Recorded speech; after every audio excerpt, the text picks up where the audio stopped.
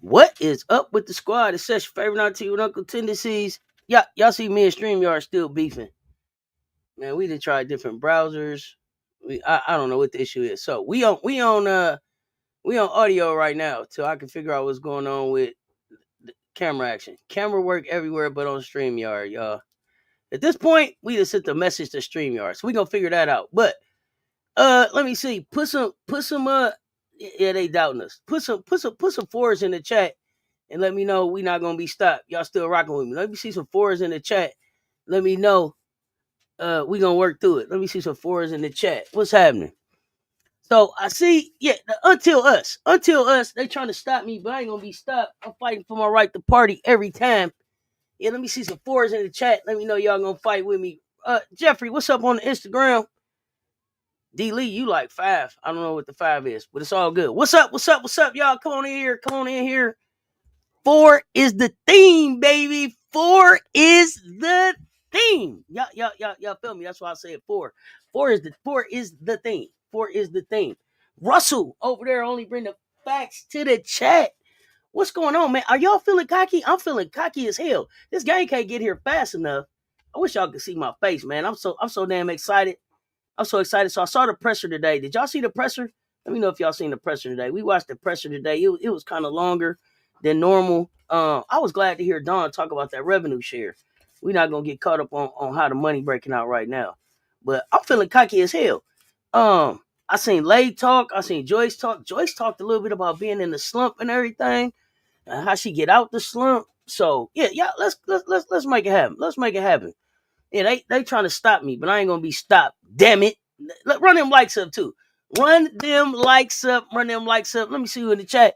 Emily, what's up, fam? What's going on? Danielberry Sports Highlights in the building. What's good? Miss D, what's happening? Officer T. Davis, what's good? Harold Williams, what's up, Big Wrench?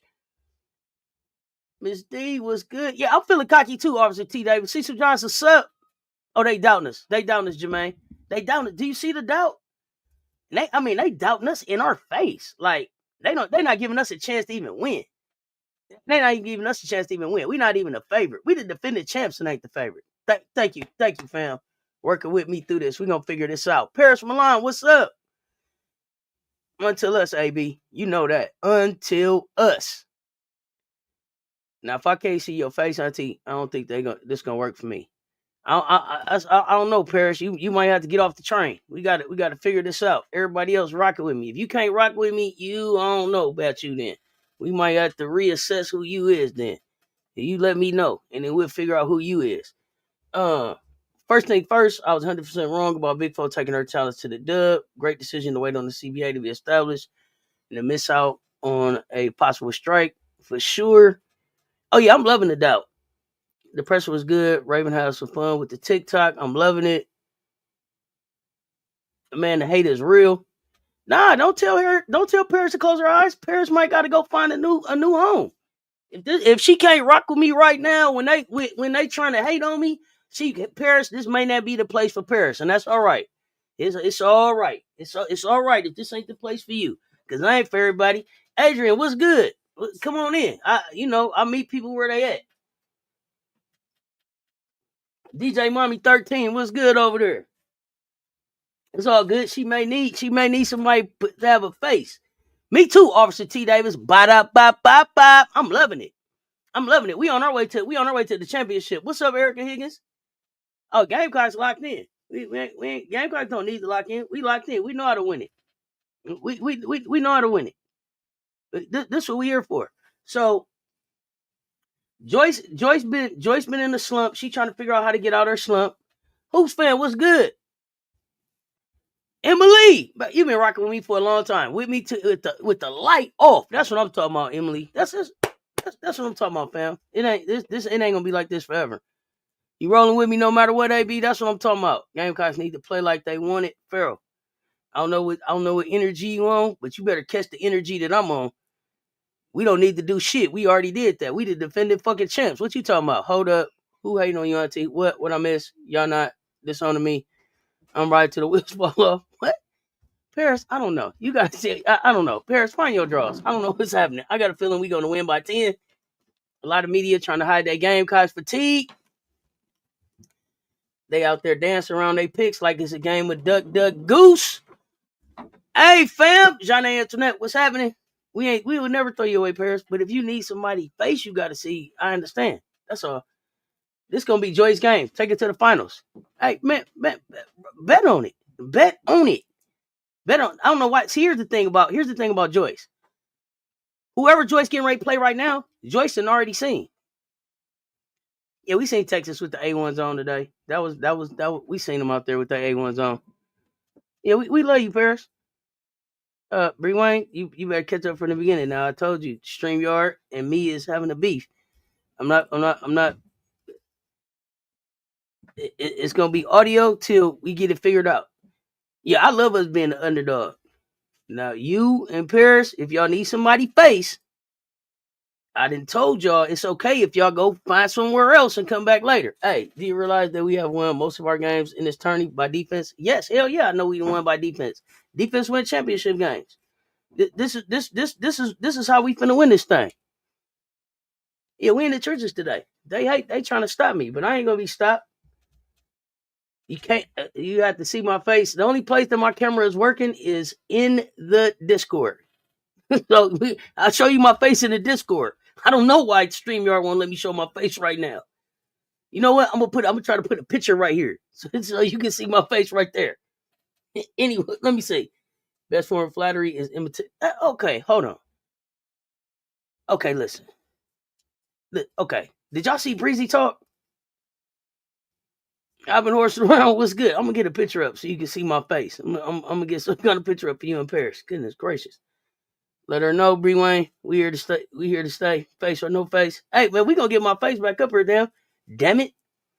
We got a message into I don't know, y'all. If it's StreamYard, if it's my computer, but I got a message into them. We gonna figure it out. But I'm not gonna be stopped. I'm not. Y'all gonna not see me.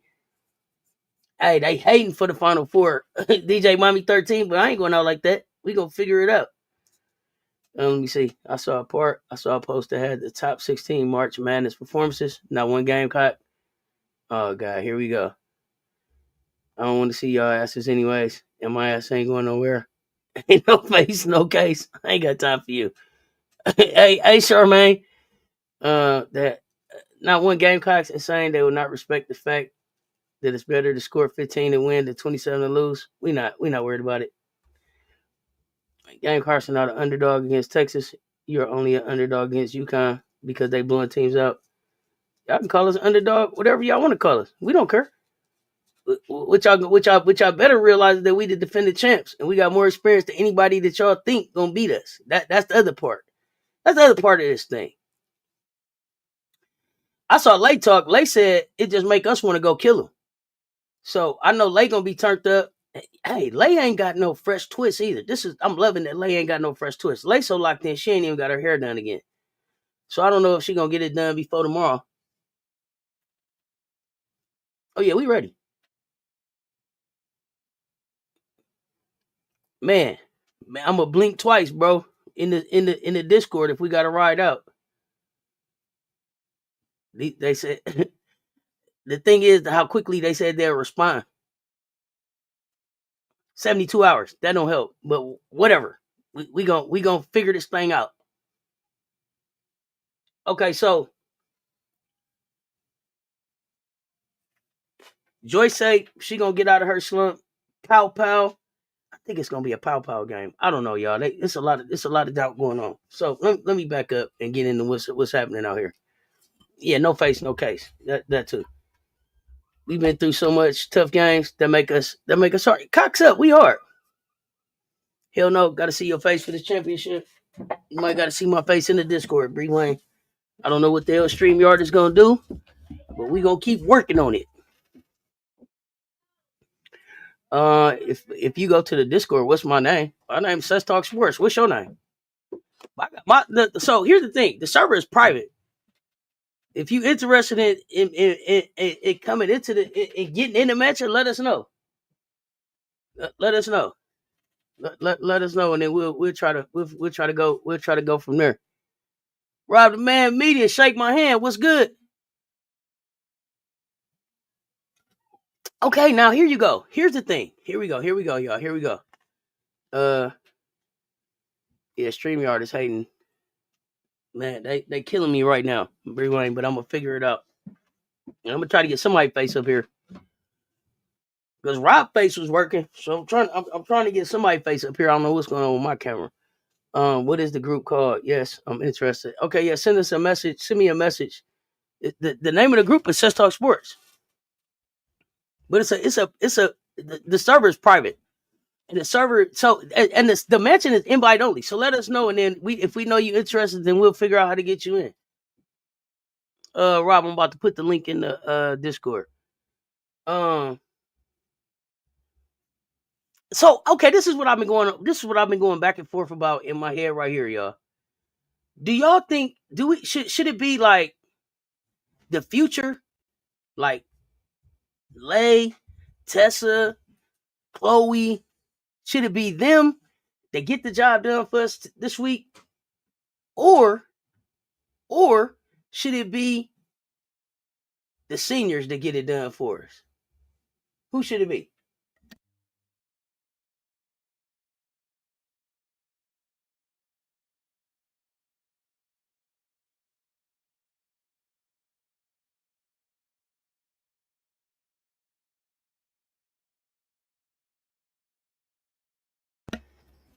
All right, y'all. I appreciate y'all rocking with me. Let's go. Okay, so a panel to get into the mansion, like the garage scene in the Den of Thieves.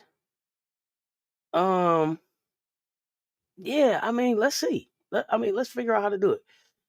I want everyone getting the job done. Okay, okay. I thought about that. I thought about everybody get the job done. Then I thought about, man, let the seniors show how it's done one more time. But then I was like, do we want the youngsters to show the seniors like, yo, we got this. We gonna carry this on for y'all. But like Don said, because when they get this done, they're gonna be the most successful recruiting class that came through there. So I think Raven and Breezy and them should have a hand in it, y'all. I don't know. Everybody gonna eat for sure. Ride the hot lineup. Oh, we gonna ride the hot lineup. Pow and Lay against Texas. I think Joyce, Chloe, and Tessa in the chip. Oh, really? I think. Oh, I don't know. I think Joyce right now. We still dancing. Take my hand. We still dancing. Shake my hand. Hey, what's happening? What's happening? We back. I'm looking clear as day on this thing. I don't know what's going on. Yeah, you looking clear as day. Yesterday you was all blurry. Now I can't get my camera to cut on, man. I done tried 2 different browsers. I done tried unhook the camera, hook it back up. I done tried a different connection, man. I done tried everything. So I don't know. But I ain't gonna be stopped. Hey, listen, you might have to just go on your phone and, you know what I'm saying, and just call it a day. That's all. Yeah. I didn't even think about that. I might have to get on the phone for the game. Yeah, you might have to. Then when I get on, I hate when StreamYard do that. But everybody start texting you and doing all the craziness. You know what I'm saying? So then it start popping me off. Okay, I'm gonna have to think. I'm gonna get some kind of workaround if I can't figure this out, so that we on camera. A lot of times I just use my phone and I just use my laptop on the side. You know what I'm saying? So, got you. Just pop up on there and then let this run it. Hey, sometimes it just be, StreamYard be having them days, but you know what I'm saying. That's why you the mentor and I'm the grasshopper. See what I'm saying? Let's figure it out. Okay, so I'm gonna figure that part out. Hey, family, don't blame me. It ain't me. I promise you. Oh no, it ain't Rob. He ain't the problem. For sure. He is not the problem. He is for sure part of the solution around here. Hey, okay, let me see. All right, so we got the game coming up. Friday. What you thinking? What you thinking? Man, it's simple, man. First we got the combine tomorrow. We got the combine tomorrow morning. Combine scrimmage tomorrow morning at 11:30. So y'all pull up in the mansion if y'all and watch the combine. So we got the All-Star game coming up on Saturday at 3. All of those players plus like 9 more. So it'll be like almost 30 players in this combine scrimmage. Inaugural combine. We ain't never had a combine for WNBA players, so I think that's kind of dope. Which is so weird. Check that out Friday. It's weird. It's weird. Right? I was surprised to even hear that they was gonna have it, but now I want to see what it is. Now, so they got the W Scouts in here, and let me see if I got the players. Sure, the hardest thing for me though is it's the same day it's Colorado Pro Day, so you know what I'm saying. I'm gonna be back and forth because I'm like in between. So yeah, I'm gonna be checking out both of them. So we'll see what it looks like. Okay. So I'm gonna give y'all real quick though the players that we gonna see in the combine. So Allison Fertig, Deanna Gaston, Zay Green, Izzy Higginbottoms, Jacayla Jordan, Sammy Puisis, Jewel Spear, Harmony Turner, Elisa Usby, Aaronette Von Lay, Julia Aro, Khadijah Faye, Diamond Johnson, Deja Lawrence, Megan McConnell, Lucy Olsen, Madison Scott, Cheyenne Sellers, Michaela Timpson, Lexi Donarski, Omaria Gordon, Madison Hayes, Kitty Henderson, Jordan Hobbs, Molly Kaiser, Esmeralda Morales, Michelle O'Nia, and Kelsey Ransom. All in the combine tomorrow morning at 11:30 on YouTube. All right, listen, and this is everybody that has declared for the draft. So all these players that's in this combine has declared for the draft. Yes, so they are available. This is available talent for the draft. Yeah. Rewind, how you telling people they ain't got no shot, man, before they get to the combine? You can't be shooting people. Amaria Gordon, you was like, she ain't got no shot. Look, she fast. She create with flair. Hold on, wait a minute. I'll be honest with you, though. If they would have did a combine in the previous years, they would have got better players in the WNBA. Because the players that should have had opportunity didn't get it because you had players that were sitting on benches because they was on championship teams getting opportunity over kids that, you know what I'm saying, over people that really deserve opportunity. So I like the idea. I love it. I just why do we wait till 2025 to finally get to that?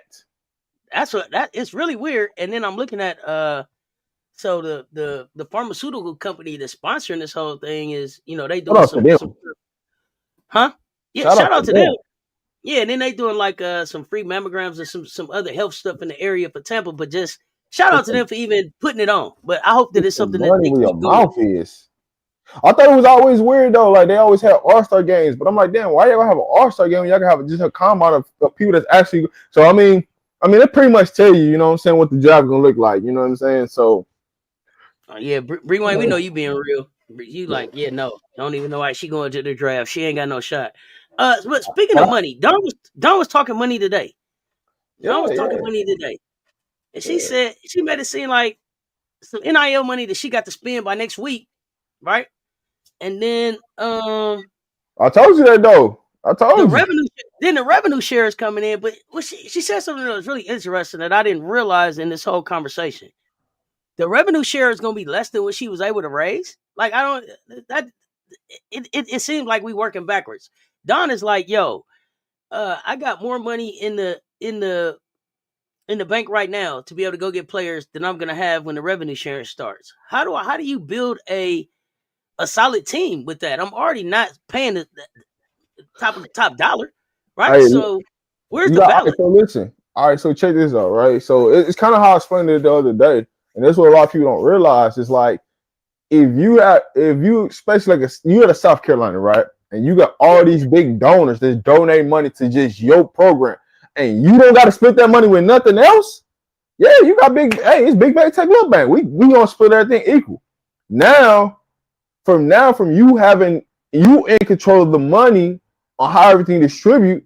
Now the university's in control because now the university's got to split this 20 mil on who gonna get what and how much goes to what department of sports.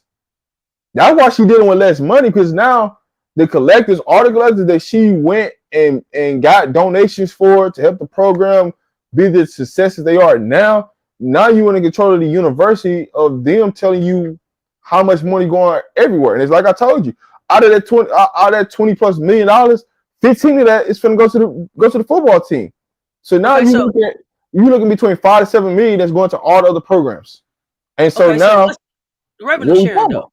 Yeah. Okay, revenue sharing. Do I need for my football team to do good, or do I just need for the SEC to do well in football for the revenue share? I mean, it depends on what kind of school you is. I mean, shit. For South Carolina, so that's what I'm saying. Like, let's say South Carolina football team ain't that good, but Alabama go and win the damn thing. That's a lot of money coming back to the SEC as a whole, right? Yeah, but I mean, this how South Carolina. All right, South Carolina. This the problem. Y'all got a stud on the football team, a defensive end, Stewart. That was a freshman. Y'all got to pay the ticket to keep him. Yes. And so because that ticket price went up, somebody got to pay. And the team that's gonna suffer from it is the women's basketball team. Is it a quarterback or something that we got? No, y'all got to transfer a quarterback, but y'all star player is y'all defensive end on the football team. So when you look at that and his price tag alone, that you talking 1.52 million just for him out of that 15. I think they got to pay Lenore's too. Yeah, I mean, he's a sophomore too. I think they got to pay him too. I'll tell you this: I wouldn't care if he walked out the door because the guy y'all brought in, Aaron Nolan, can ball. He's a better thrower. He's more accurate. He can go get the job done. Okay, so is it better for your football team to suck, or is it better for your football team to be good? From the standpoint of from the standpoint of a women's basketball team that is good as the South Carolina Gamecocks. If you are at a basketball school, you want your football team to suck. You don't want them to be good because they're gonna take majority of the money. So you want them to suck. If you at a football school, it don't matter. It don't matter what you're talking about. Right, and that's the problem with SEC football programs, right? They're going to take majority of the money because that's how they going to have the revenue share split. It don't matter what you say, South Carolina, no matter how many championships you won in other sports, the football team's going to dominate because they have more players. Would you call South Carolina football school? In my eyes, they're a women's basketball school, but the men's program ain't good, so it hurts y'all. Man. You didn't give us no hope, Rob. Listen, I'm just being honest. I'm being real about it. Like, as much as how many championships you would think that would validate more money going to the women's program.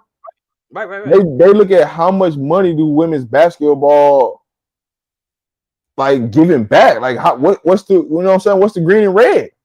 Yeah, exactly. We know we're gonna be green, but how much green? Versus if we go put this money into the football program, you talking about we get 100,000 people on game days where we can make $1.5 million. So we get our return on investment back doing football games, and we're gonna host 6 football games. So we get anywhere from like between $1 million and $2 million. So you think about that, you times that by 6, that's the 12 million. So about time, and we ain't even talking, that's just ticket sales. We ain't talking about merch and alcohol that gets sold. So when you break it down, it justifies why the football team is getting the money. It's because they're looking at who can recruit their investment. Versus if I get this money to the football, if I get this money to women's basketball team, and I say I get them $5 million, can I recoup that $5 million back? Is what they looking at. It's only 18,000 coming in the stadium. I get that part. It's only 18,000 in the arena. You got your parking and all that. Versus, I done seen the football game. The football game ridiculous. Wait, we got some money in it. In Mary Ward. Oh look, let me get the sound of money playing. We appreciate the support up here, fam. Let's go, Gamecocks. Y'all know what it is. Go. Appreciate the support, fam. Okay. SC football had a good showing this season. Let's see if that raise for the head coach grows the program even more. I'm gonna tell you this though, that revenue share is gonna put a lot of smoke on some of these head coaches though. It's gonna put a lot of smoke because Don spent a lot of time talking about revenue share today, man. She spent a lot of time talking about revenue share and just talking about like the ability to be creative and not be creative within NIL.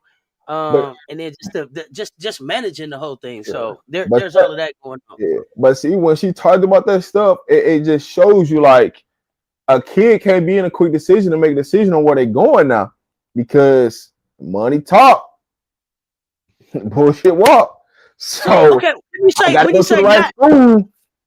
you say not in a hurry, do you think we'll see kids declaring earlier? This year's a weird year, just because it's just too much BS going on in the WNBA, and you don't know if you're gonna have a season or not. So the safe thing to do is come back to school next year. The next 2 years, the draft is gonna be loaded with players. Mm-hmm. Especially next year, it's gonna be loaded with players. Right? Just think about all the big name players that could have had opportunity to come out that didn't come out. You got all of them next year, right? And so it's going to be some emphasis on the CBA around the draft of how do you start treating these number one picks?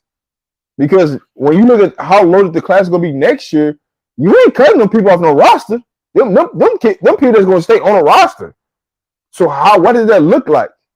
What your rights look like for those players when they come to the league? You know, and so that's the reason why you don't see kids like Flage, she didn't declare, right? She didn't want to go under the BS of this CBA. So now, what does that look like for her next year for her contract? You know what I'm saying? Now it's her contract guaranteed. You know what I'm saying? Because that's they trying to figure out, are we gonna guarantee contracts? What we gonna do? Like, how are we doing this? I'm glad you brought up Flage. So Flage did not declare. She's run out of time to declare. She's not. She can still get in the portal if that's a choice. But do you think that this means that we're going to see a big name coming to LSU? Listen.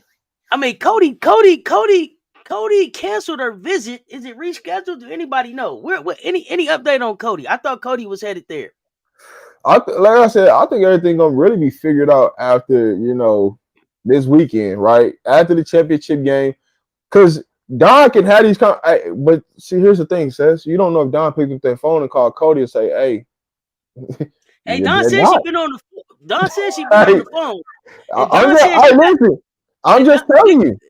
Drip say she got money she got to spend up by next week. More money than she gonna have in revenue share next year. So, but listen, Heckle's in the portal. Hey, that's a blessing though. That's what I'm saying. After the championship game. Listen, they got 48 hours, right? I think it's like the middle by next Wednesday. They got to spend the money up. So by like Monday, it's going to be up. You know what I'm saying? Hey, listen, the players is coming. She already know who's coming. They just got to wait for the championship game to come over. So, you know what I'm saying? If somebody got to go or anything like that, you know what I'm saying? They got to give them their proper time, their 48 hours, things like that. But these deals that need to be worked out on who getting the bag and who getting what type of money, that's being done right now. You ain't got to worry about that. They just got to get the game over with. Yeah, all that money stuff. That when she didn't come out there and tell you this for no reason, because is Heckle K9? Is Heckle the K9 kid from USC? Yeah, and how? She's in the portal. Howell went to the portal. I don't know if Heckle went to the portal. Howell went to the portal for sure. They are telling me in the chat that Heckle is in the portal. So they let Howell and K9 go? Oh, yeah. They tripping. Hey, Hey, what are USC fans at? What are USC fans at? We need to talk. We need to talk.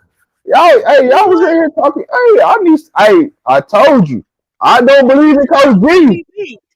I don't believe in Coach G. Let's talk about it. No, Heckle. Oh yeah. A minute. What man? Listen.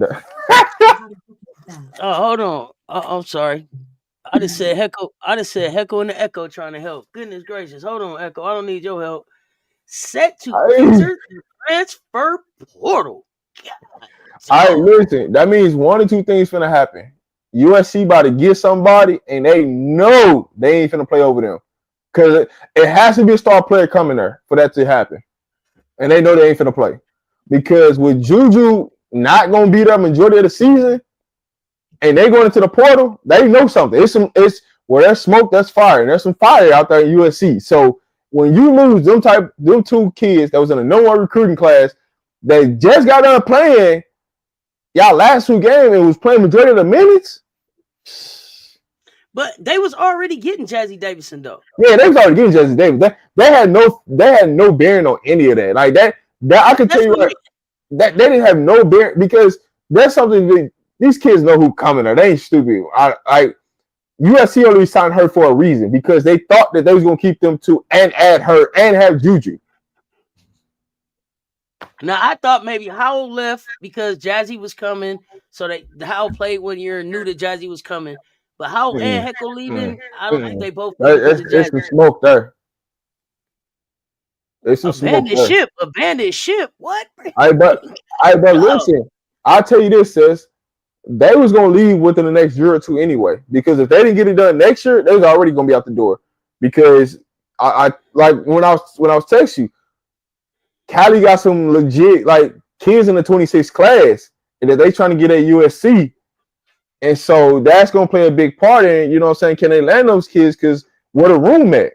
So they just really helped USC recruit the 26th class what they did for real, honestly. Because it's an easy conversation now. Wow. So and it's a chess move that's being played right now, right? You got all these star players who are gonna go to the draft next year. The 26th class is a lot better than the 25 class. And what you noticing is some of these big time programs only signing one kid out of the 25 class because they know they need room for the 26 class because there's better talent coming. Wow. But last year, these coaches tell you what's going to happen before it happens. It ain't no reason why these freshmen and sophomores in the thing. A lot of these programs do not want to recruit high school kids, to be real with you.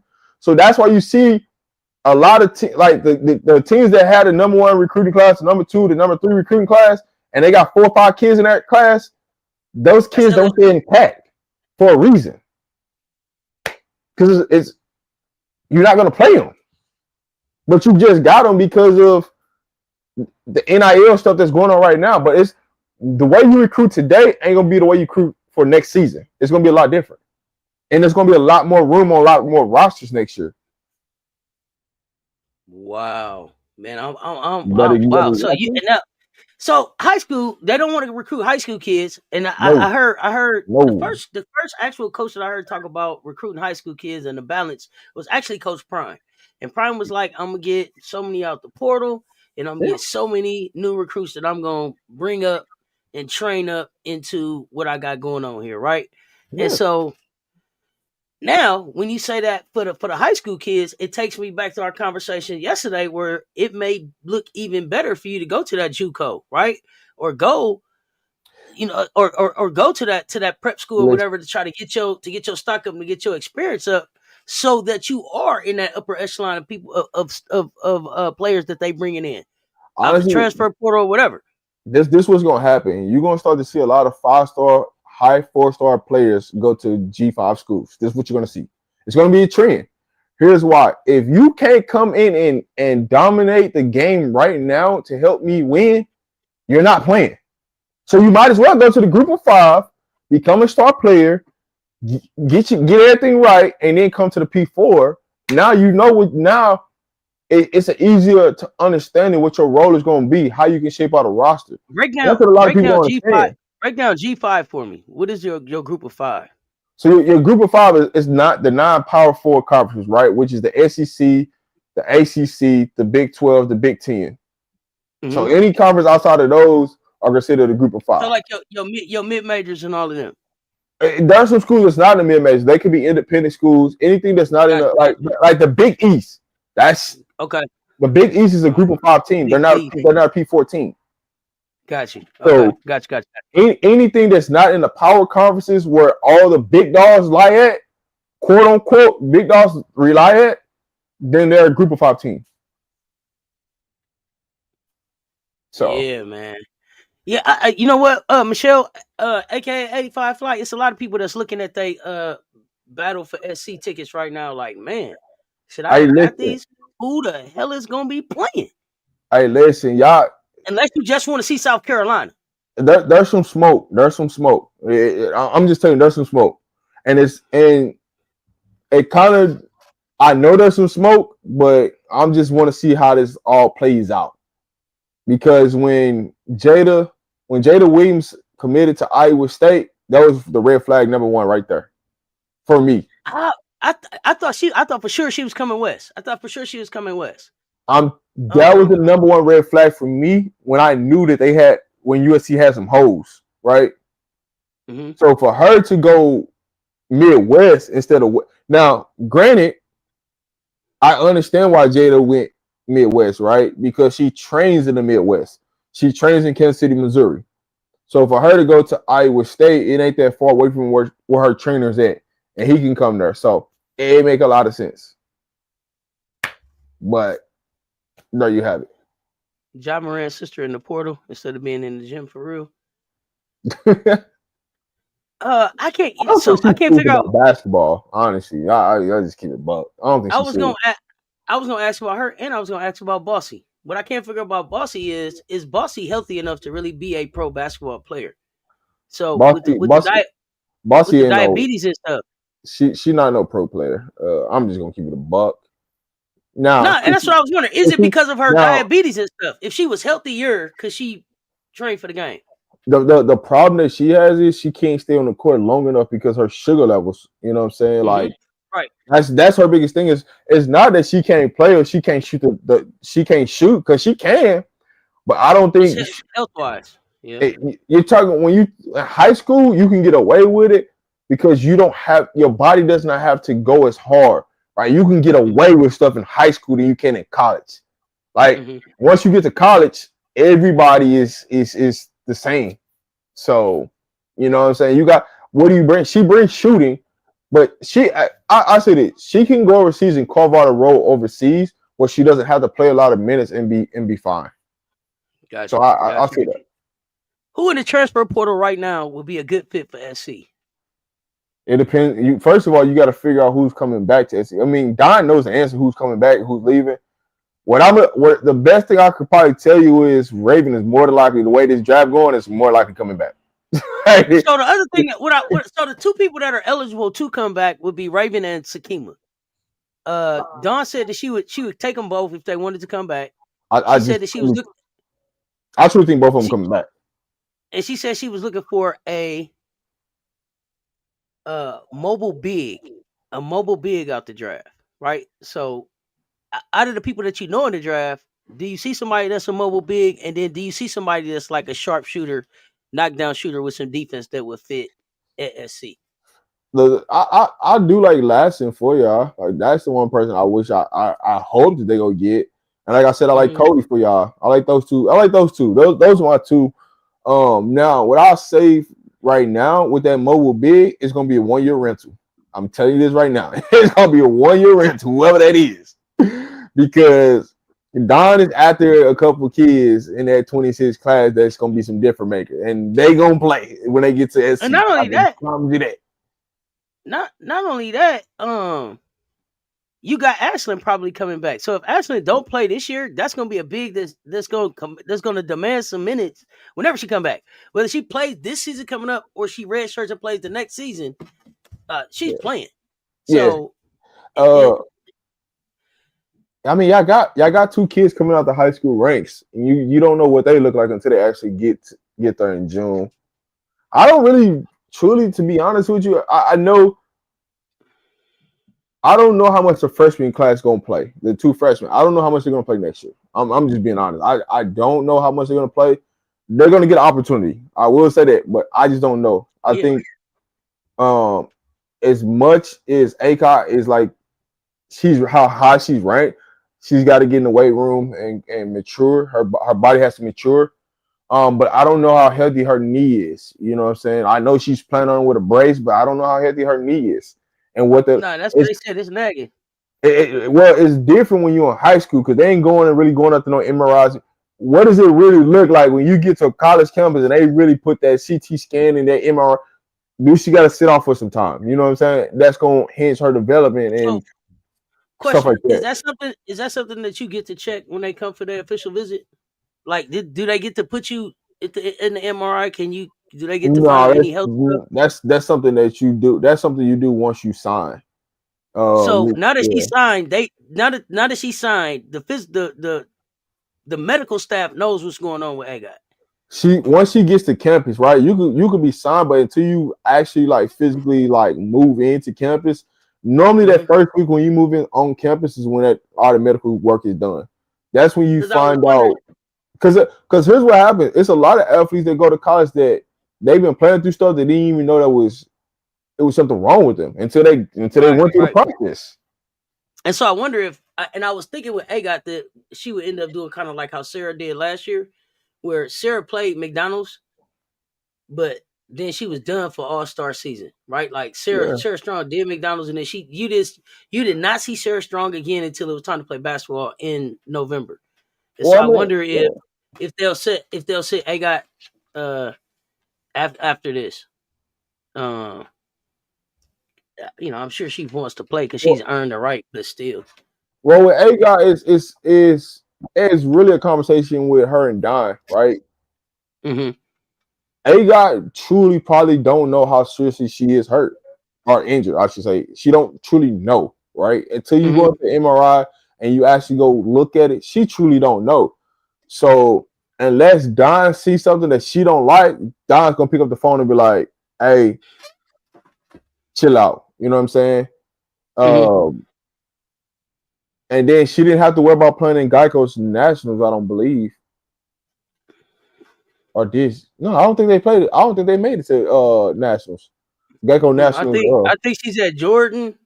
Somebody's in Chipotle this week. Chipotle Nationals is today, tomorrow, and the following day. I think one of them is playing in that. Is it AGOT or Isla? One of them did make. I thought somebody told me one of them did make. My Vert might be in, so she might be playing. I think the girls might be in. Okay, so then it would be AGOT. The other one's not playing. Yeah, the other one's not playing. And then Isla's not. Yeah. Which I think with that knee brace. Yeah. Hey, Michelle, I'm with you. I learned a lot from the conversation yesterday too. It was super educational. That's why I was asking all them questions. Getting on Rob nerves. Listen, never be afraid to ask no questions. I mean, that's all you can find out the answer. You know what I'm saying? Hey, this is what we're here for. This is what we be telling y'all. Like, yo, put up. You know what I'm saying? Put y'all hot topics in the chat. Let us know what y'all want us to talk about. Because we'll bring y'all them stories. Sarah Williams, is she a hot commodity in the draft? Man, ain't none of these players a hot commodity to me. I'm sorry, not in the draft. I mean, in the portal, because that's she's a former Big Ten Defensive Player of the Year. She's got that size, but she's a senior, and I think it's hard. I think it's hard for seniors to transfer. I don't think it's a good year to transfer. Why? It's a great year to transfer. Because I think so. I look at like Miriam, right, and I look at Dauda, and I'm like, if Dauda would have transferred in her senior year versus her junior year, this would have been a lost year for her. Because how long it took for her to catch up with what South Carolina is. She don't got good tape this year, right? So I would have go ahead. I'll say that every situation is different, right? Mm-hmm. What you might do best might not fit the school that you at. It might fit better at a different school. It really comes down to, are you making a right decision that's going to streamline you to having a better situation of a season. That's what it all seems like to. Some players just don't fit certain systems. That's just what it is. And that's why, like, if you really go look at the portal, majority of the transfers are all bigs. Like, it's really what all you see is bigs. Here's the thing: how do you recruit a player to the? How do you recruit a player to your team that doesn't fit your system? For what? For what? Like, you know what I mean? How do you? That's the piece that I don't get. Why am I recruiting you if I know you don't fit my system? Like, I should know what fits my system, right? Have you ever seen a player that you like? Damn, if I get her, I can mow her into something.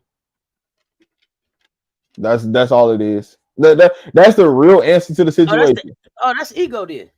I can make her into something. I make her mean, into what I need. Everything's always off potential. When you see a kid in high school, you see the kid in AU, like, hey, listen, if I get my hands a hold of this kid, I can mold them into something. Not knowing that they can fit in my system. It's certain coaches, all they do is recruit body types. They don't even care about the skill because they always think, oh, I could teach you skill. I just need a prototypical body type. And that's what gets you in trouble.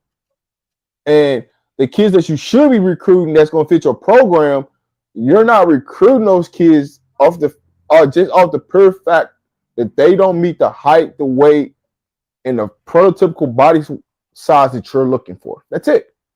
And that's why a lot of head coaches get in trouble. That's what gets a lot of coaches in trouble and why they lose their jobs fast, because they're not recruiting kids that they can fit their system. You say, Rob, you the man. Educate us. Yes, 2 dribble bets game tomorrow, man. I can't wait. Yeah. Are they gonna make her? Are they gonna make her be 2 dribble bets? Are they gonna be able to turn her into 2 dribble bets? That's the question. I've been hearing people backing off UConn being able to beat UCLA since Corey Close won this Coach of the Year. I've been hearing people like, I don't know if UConn can beat UCLA, and I'm like, really? I'm expecting Gino to have a coaching clinic. If Gino takes UConn in there and loses to UCLA, Gino, who are you? Hey, listen. That's where I'm at with it. Hey, listen. I just need somebody to come on the stream and tell me why, and I'm gonna tell you why. That's all I need. You know what I'm saying? I'm waiting for that person to come up on the screen. Hey, listen.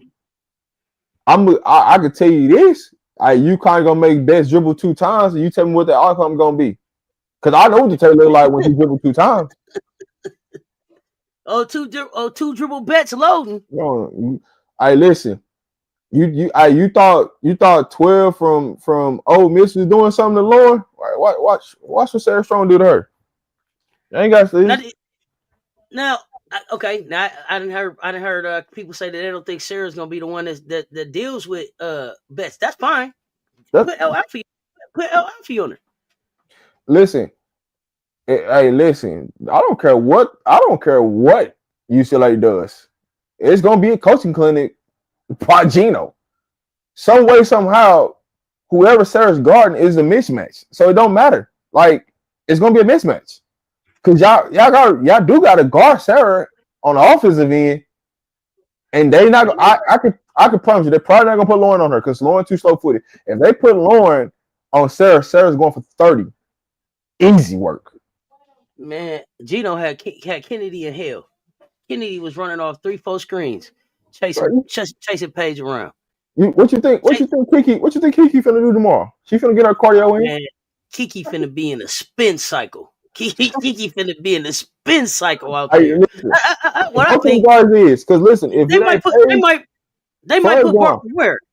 They might put Barker where? On Paige? Man, y'all better.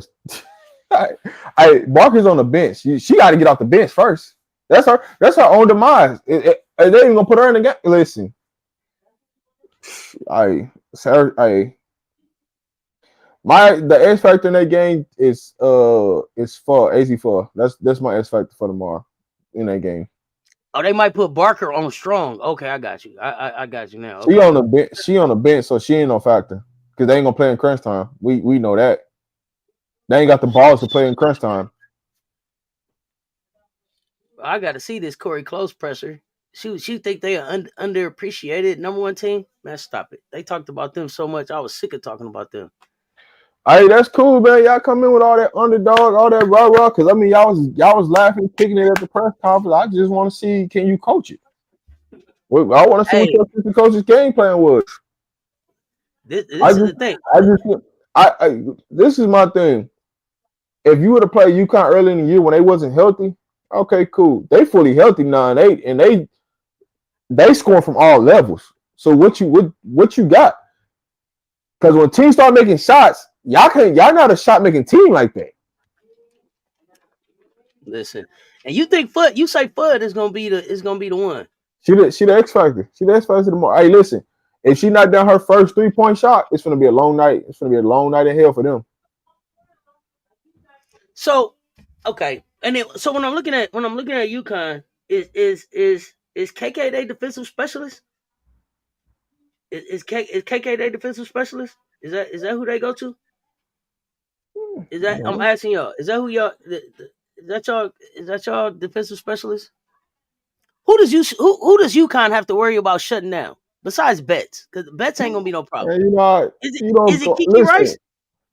Hey, listen what I'm gonna tell you. You don't go into a game planning to shut down Lauren Betts. Like that, if you doing that, you lose. Like that just doesn't make sense. Like what? So it's Rice that they got to shut down. That's what y'all think it is. It's Kiki Rice that No, they. I mean honestly, it ain't even Kiki Rice. As long as you don't allow Lauren to get deep touches, which I don't think that's gonna happen anyway.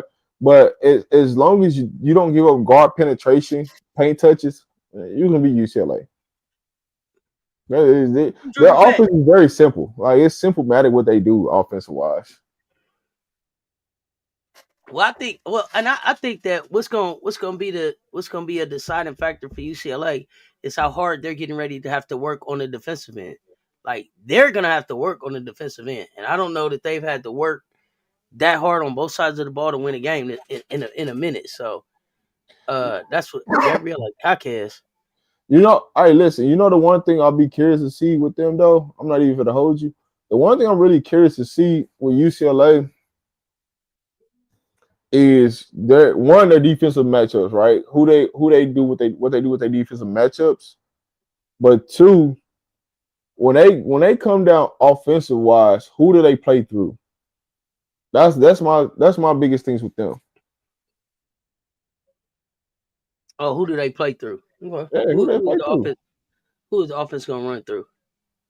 If they goal is they gonna think they gonna run an offense through Betts and Betts gonna get 20 shots, they lose that game. I'm just being honest.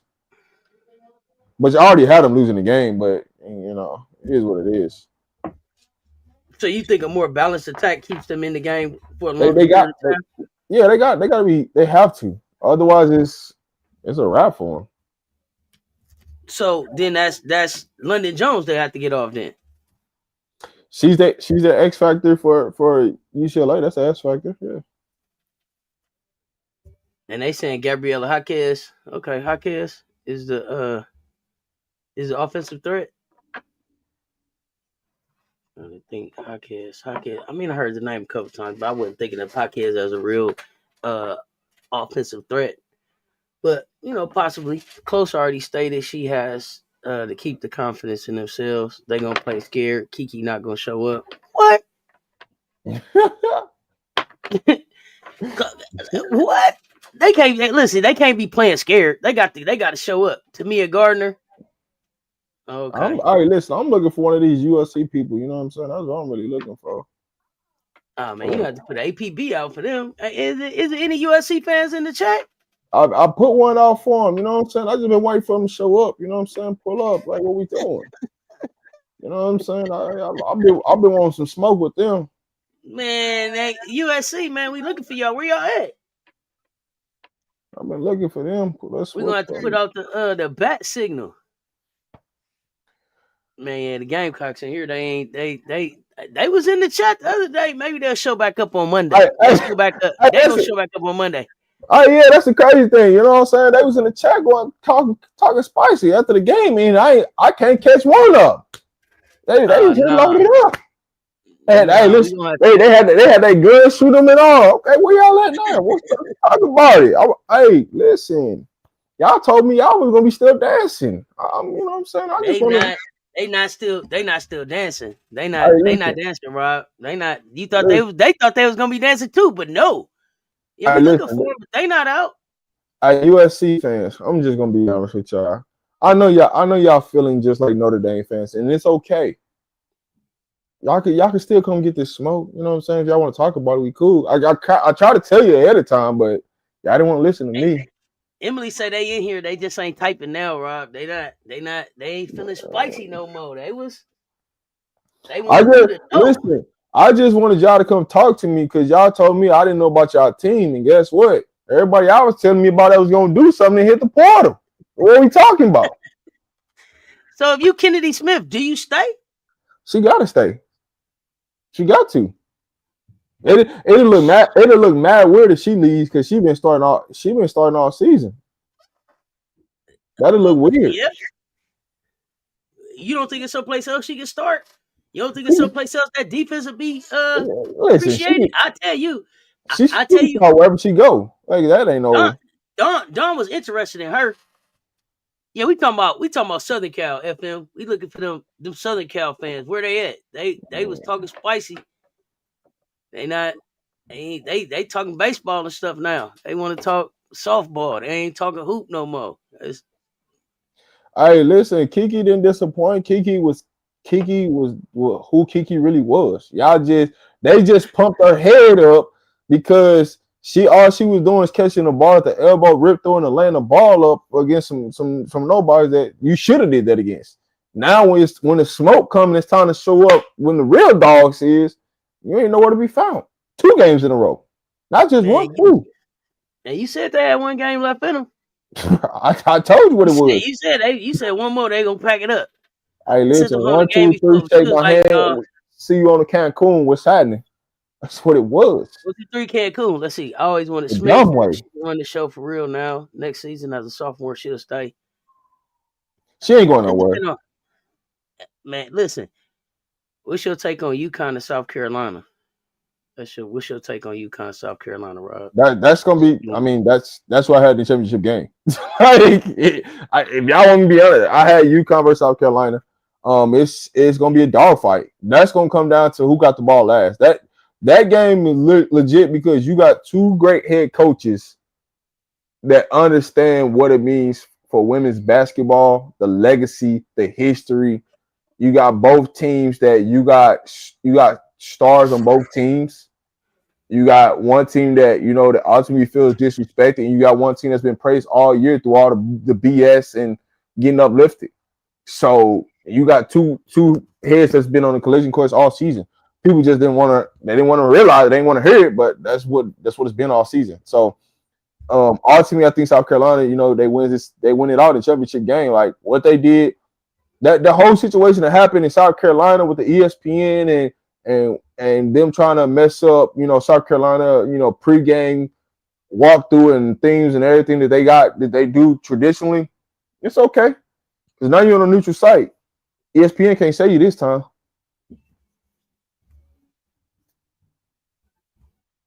All right, you're gonna see a different South Carolina team. They might come out and really go 3/4 court. You know what I'm saying? Put a little token press on UConn to see what they got. I think the matchups, they're gonna change some matchups, but also you're not gonna see as many people play the second time in the championship game than you did when they was at South Carolina. You're gonna see the rotation gonna get smaller, and Don gonna go with who she trusts. That's what you're gonna see. What do you think about the Texas game first? I mean, everybody's already at. Let's talk Texas a little bit. What Big doing? Okay, Dejanay Carrington, the latest Reebok athlete. All right, Dejanay with the Reebok deal. Yeah, she dropped that other day. I seen that. So listen, I'm just I just hate Texas. I'm just be honest. That's why I don't even be thinking about them. I don't honestly. The only thing that's helped Texas is injuries. That's the only thing that helped them make it to where they made it to. I think so. I think a lot of teams like Texas coming out that last game press. I want them to press South Carolina like the entire game. See what happened to them. I want them to do something like that. But they ain't gonna do that. That's too much. Like right, go ahead. All right, listen. Texas has a problem scoring. They just haven't played nobody that can score. They can't score the ball. But Texas is Texas, man. They don't. It's not even worth talking about. But we are because we got to play them. They're the biggest game because we got to play them next. That's it. Hey, that's the biggest game, and like we said, we ain't overlooking them 4 times.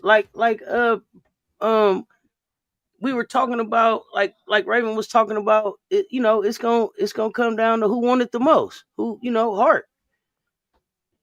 Yeah, it's gonna be more Jordan Lee and Preston this time for sure. Yeah, I don't honestly, I don't even think it's going. I just think South Carolina gonna put on a defensive clinic this game. Oh, Breezy's coming for a clinic. Yeah, Bree Hall is coming to lock. She coming to lock Madison up one more time. Yeah. Just for old time's sake.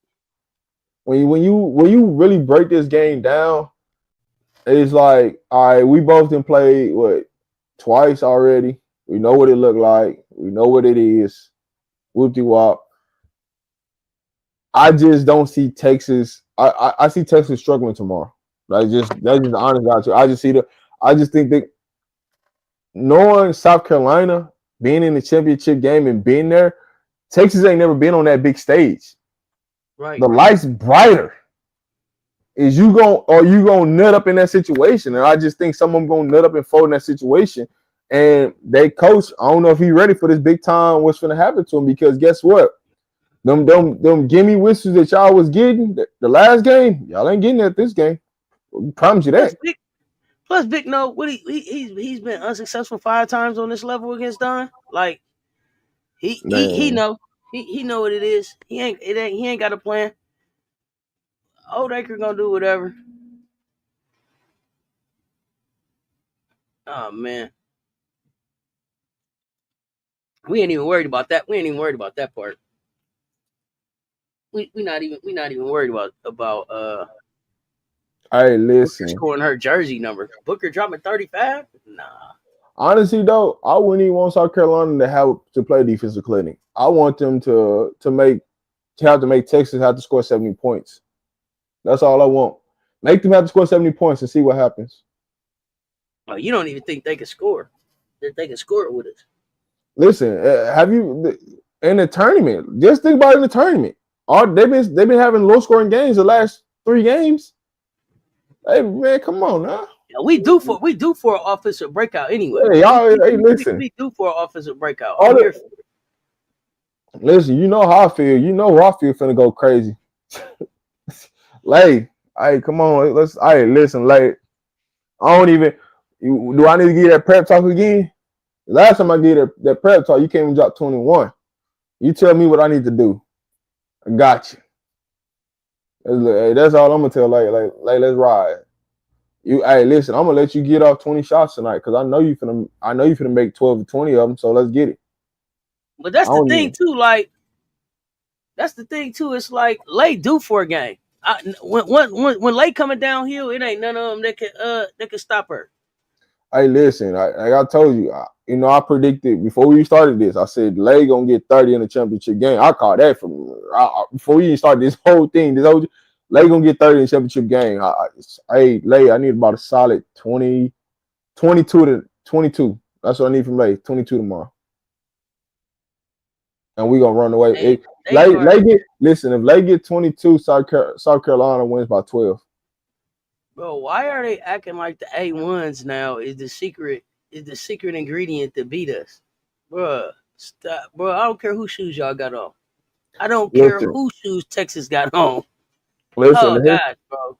Here's the thing about it. Texas is not as deep as they think they are.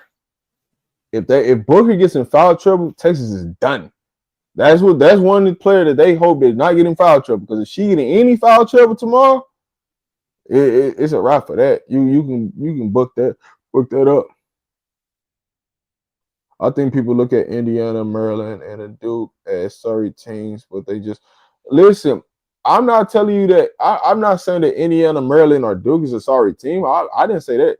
I just don't think that that's the road that South Carolina has to go through. But when you look at Texas, Texas hasn't played good basketball in the tournament. They just happen to play just a little bit better than the team they were playing. If they come out with a game plan, they just played their last previous game to get to the Final Four, they in trouble tomorrow. They in trouble. Y'all can't worry about the refs. The refs is gonna be who they is anyway. Hey, you gotta adjust to how they calling the game. I could break it down how the refs gonna go. The first half, Texas is gonna get a couple whistles, and that's gonna, gonna put some players on the bench. But the second half is gonna be all South Carolina whistles. That's what it's gonna be. Have you ever watched a South Carolina game in a tournament? Man, Don finna get that whistle now. So I got a concept I wanted to ask you about, and they talking about it. It came up in a football conversation, but I wanted to throw it out here to see what you thought about it in basketball. So my man down there at Grambling State, I don't know if you know Coach Joseph down there. So Coach Joseph say, if my player move up to a G5 or a P4, right? That's what you call them schools. That's not P4s. He said he need a buyout. He said he need to be compensated for you taking his player from his program. What you think about that? Man, what he smoking on? Man, he say if they move up from me and go, I should be compensated for that. Coach say, yeah, they taking his players, man. He putting in all the work, man. And y'all come and getting them after he get them ready. So, hey man, Coach said cash him out. Hey, listen, what he been sleeping at? I don't know if he been asleep. Coach tripping. Man, listen, that is the trend. That is the new wave. You are the new JUCO. Like I don't know what make you think that you're not, because that's what it is.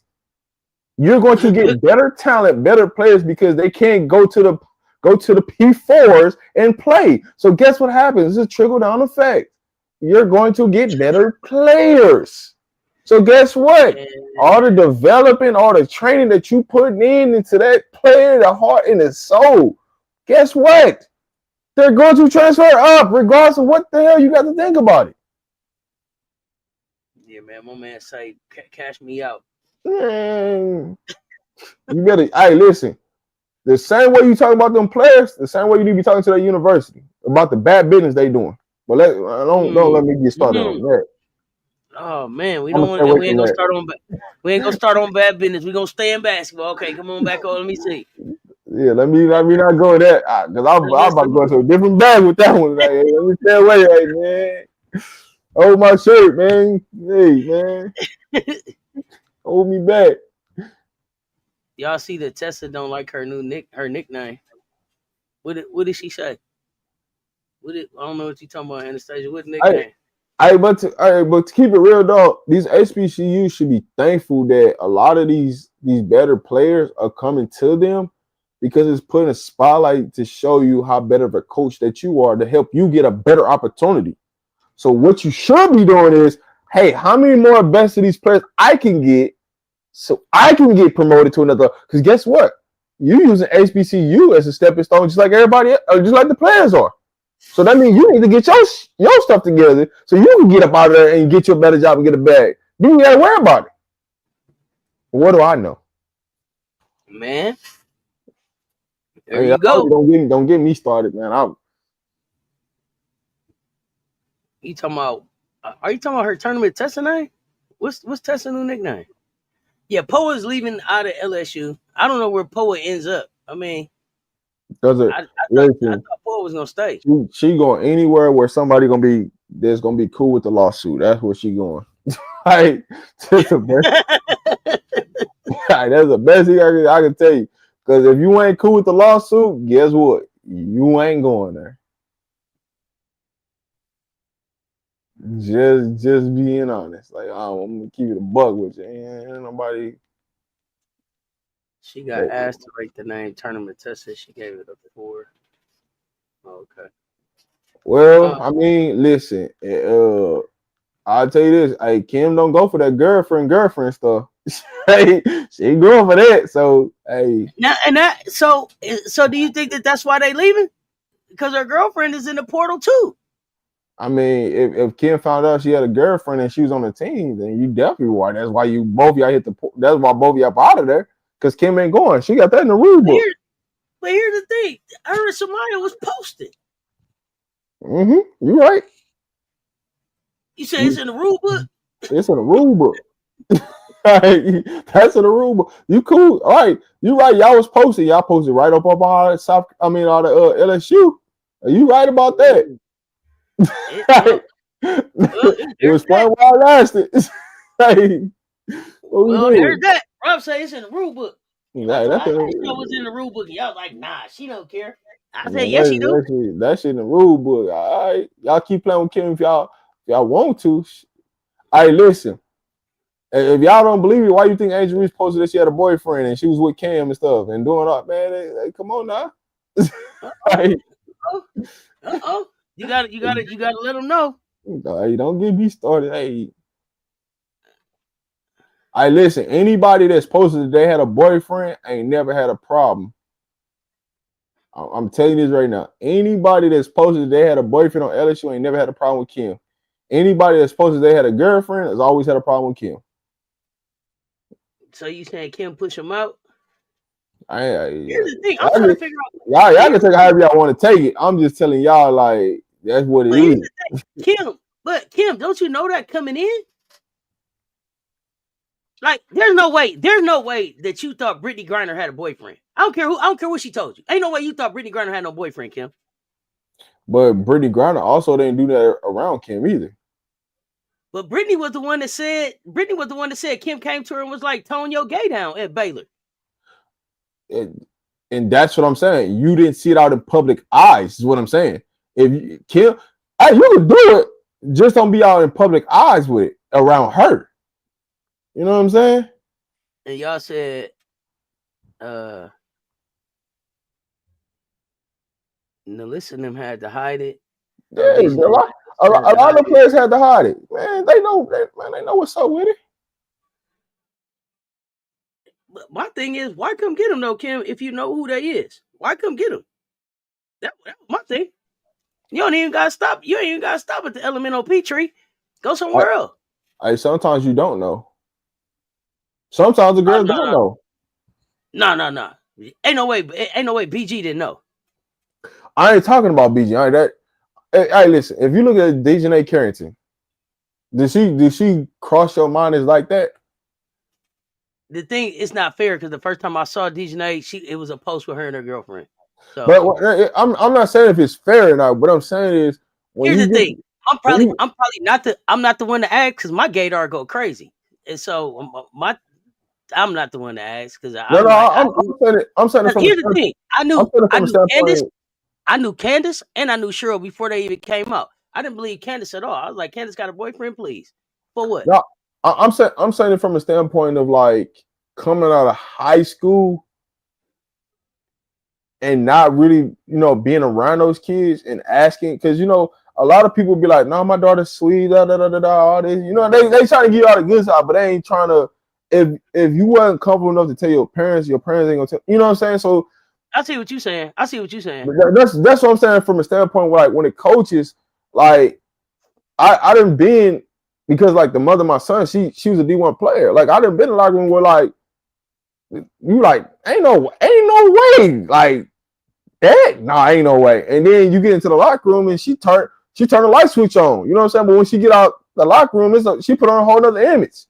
You get what I'm saying? So it just be one of them situations where like sometimes you just don't know unless you. And that was way more common, especially back in the day. Today, man, like they're putting their bow ties on. They putting their bow ties on and showing up how they are. I'm unapologetic to myself, right? So, I can see maybe a few years back, I can see where you saying like people still like, I don't know, maybe I can tell you. I always been who I am. Take it or leave it. Kim said y'all better like all balls, not just basketballs. Kim. I'm glad you read that. Oh man, you know me. I'm it's better if I read it than you. Yeah. I know how it goes. But I mean, for me, I've always known who I was, and I'm very comfortable in my skin. So I've always been comfortable with who I am. But I can understand some people like dressing it up. As a kid, my mom wants you to dress a certain way, do your hair a certain way. Dawn and them have talked about feeling pressure to have to look a certain way, especially being part of the WNBA. So I get that. I get that piece of it. Yeah. But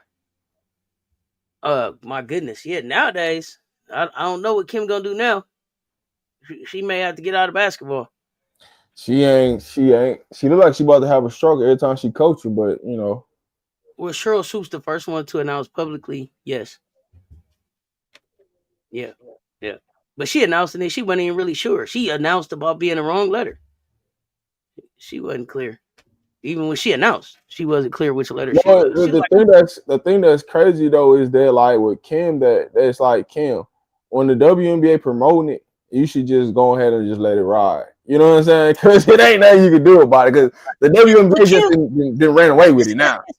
It's a real personal thing for Kim. I feel like Kim is just a traditional old school Southern woman. Is how she act to me, and so I understand where she's at with it. Kim better get with it. Players not going to look at LSU soon. I don't know. You can say that, but it's the fact of Kim still brings a balance to basketball where it puts some kids in spotlight situations that they ain't never had, so they gonna always take the opportunity because she's gonna always be at a school where it's a brand. I felt like that. I felt like it had something to do with why Kateri is not at LSU anymore.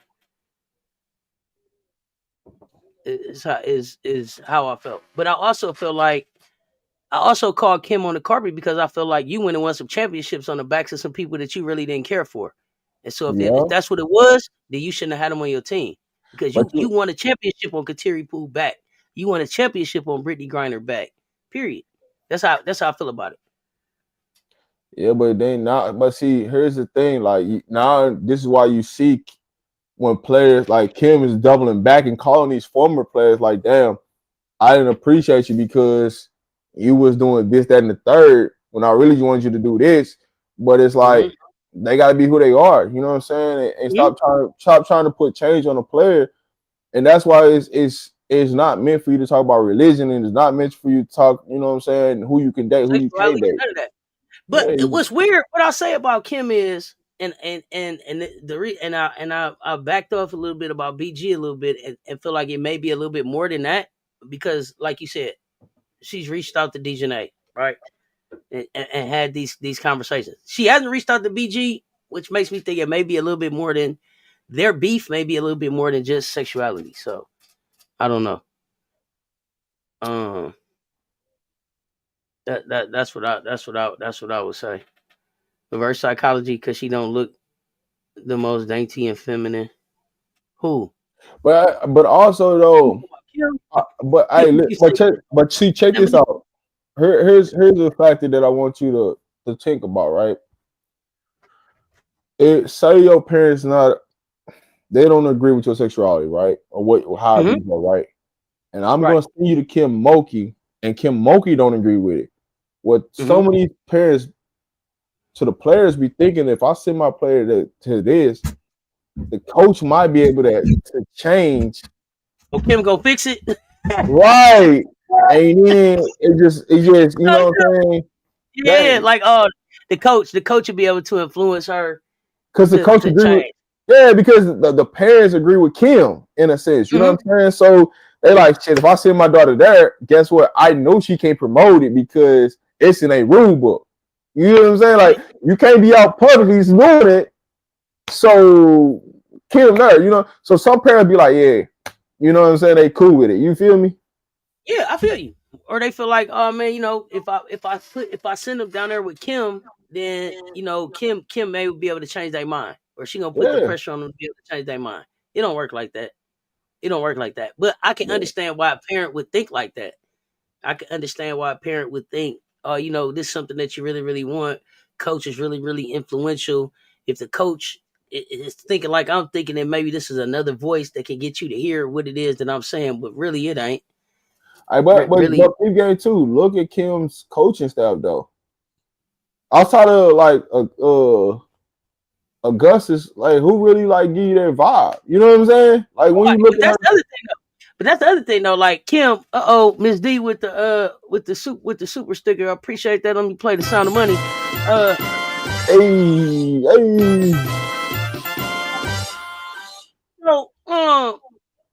I appreciate the support, but like Queen K is saying, that's like torture. If I'm down here and I can't be who I want to be, and then y'all got all this. As a kid, as a kid that was comfortable in my skin, I just would have never chose to be there, right? Like especially in this day and age, there's too many other places that you can be. But I understand, like you said, listen, that NIL money, that opportunity to play for, the opportunity to play in the SEC, the opportunity to play for the national championship, it may have you thinking about, oh man, I can. But you're gonna get to a point where you're gonna get to a point where you're gonna either be upset with yourself and regretting that you're trying to hide who you are, right, for the sake of trying to play this game. So it just turns into a real messy situation. So I would just guide the kid away from there. Let him pan to us. What's up, Ashy? But I mean, so like that's the thing about it. When it comes down to recruiting, you never know how some of these parents are thinking, why they want their kid to go there, and that could be part of the agreement of their kid coming there. You know what I'm saying? Yeah, sure. That's a good point. And so that's why it's like it's all type of recruiting tactics that people use. You know what I'm saying? Some teams, it's fully open. Like you know what it is. You know what I'm saying? From the head coach down, you know what it is. And some schools, you just like, hey, we ain't rolling like that. You know what I'm saying? And Kim, one of them, you might can do it. You might can get away with it. You might can be a star player, but you ain't gonna be out publicly doing that. Not on my watch. But I'm also looking at Kim like, what you doing with Moni though? You done let Moni on the staff, and this is a coach that's influencing me. I know who she is. I can tell. So now what are we talking about?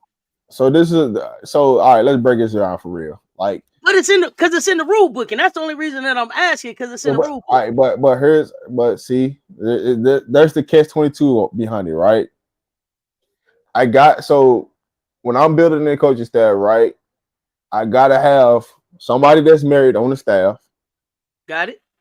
I gotta have somebody that looks like they bisexual. I mean, they're bisexual, so players can feel comfortable coming up and open to talk to them.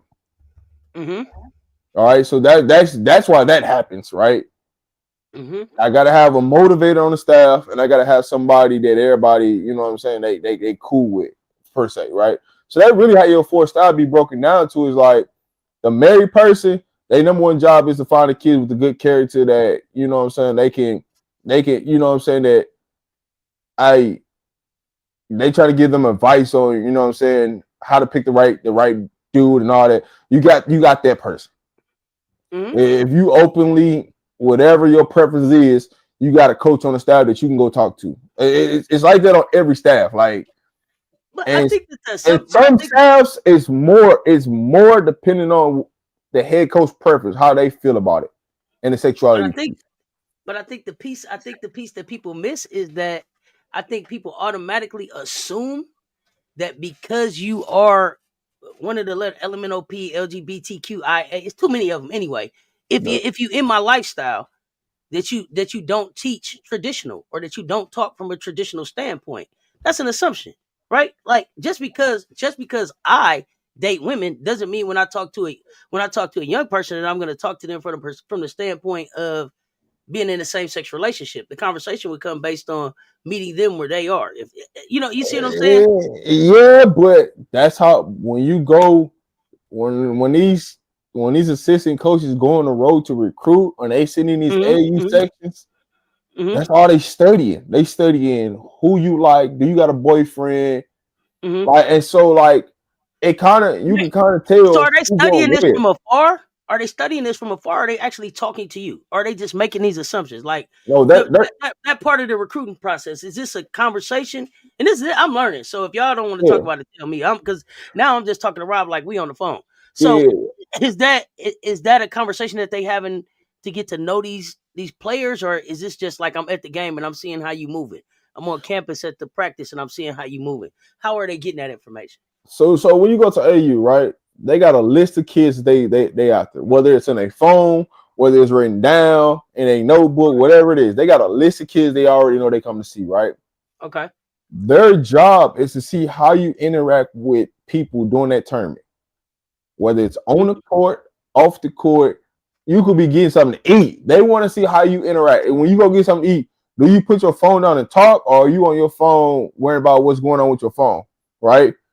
Majority of the times, if you're dating the same sex, they come into the game. So they seen you have a conversation. They seen how you interact with that person. They see you might kiss this person and do something. That's going to already let them know. Then that's going to tell them, all right, who needs to be the recruiter based upon the information I got, right? Because they send a scout just to get information. And your job is to bring that information back. Now your primary recruiter might change based upon who you are as a player and based upon what your actions are. So we know how to attack you.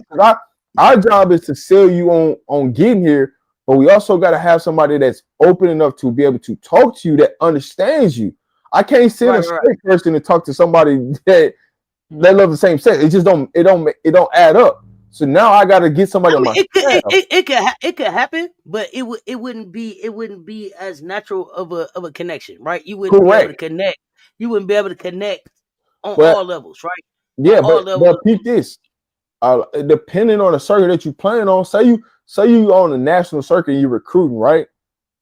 Some of these parents might not even go, and they send somebody else to go in place. So there might be some stuff happening in the hotel or this, that, and third that you don't even know your daughter did, but you telling your daughter this, but behind closed doors and doing all this other, she literally that. So right. I got you.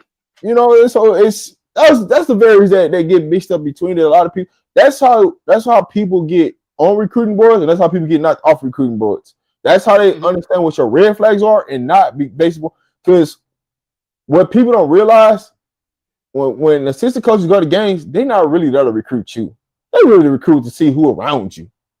They're there to see, hey, how do your parents act when they're at the game? Are they yelling, screaming, cussing at the refs? Are they yelling, screaming, cussing at the coach? Right?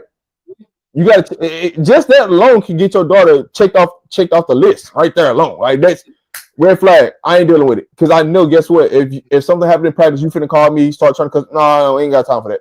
So they can take you off the list, right? Yeah. Then it's the overall interaction. How does that kid interact in that type of setting? Right. The third is on the court. It is when the team get down. How does the player interact with their teammates when they win it? How they interact.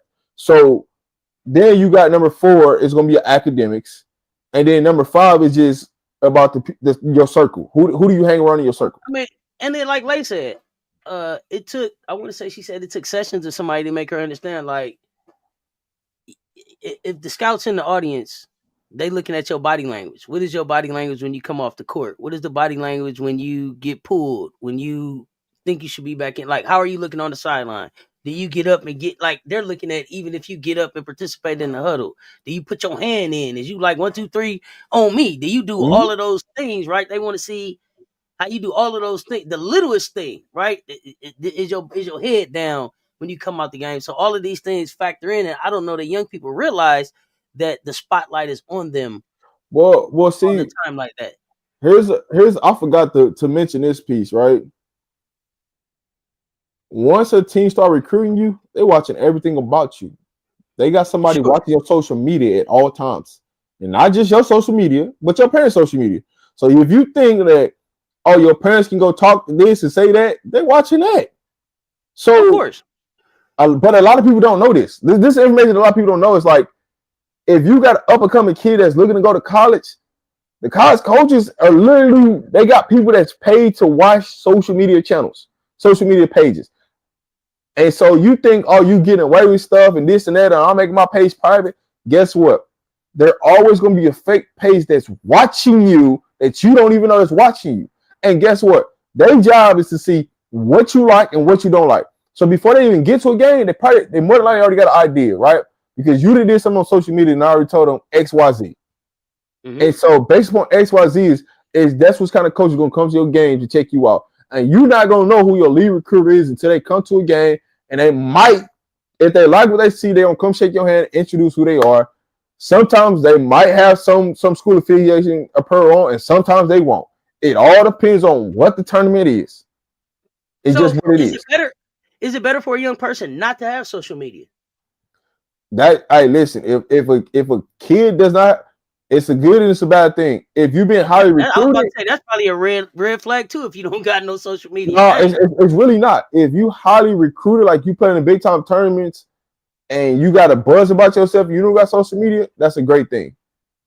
If you trying to get yourself seen and trying to get yourself noticed, and you don't got social media, you in trouble because you ain't gonna get seen. Like it's just what it is. So social media can be a give and a curse. But what I would always tell people to understand is when people are recruiting you, they don't just stop at your high school. Just like when you go professional, they don't go back to just your college. They go back to your high school. They go back to your elementary school. They go back to your junior high.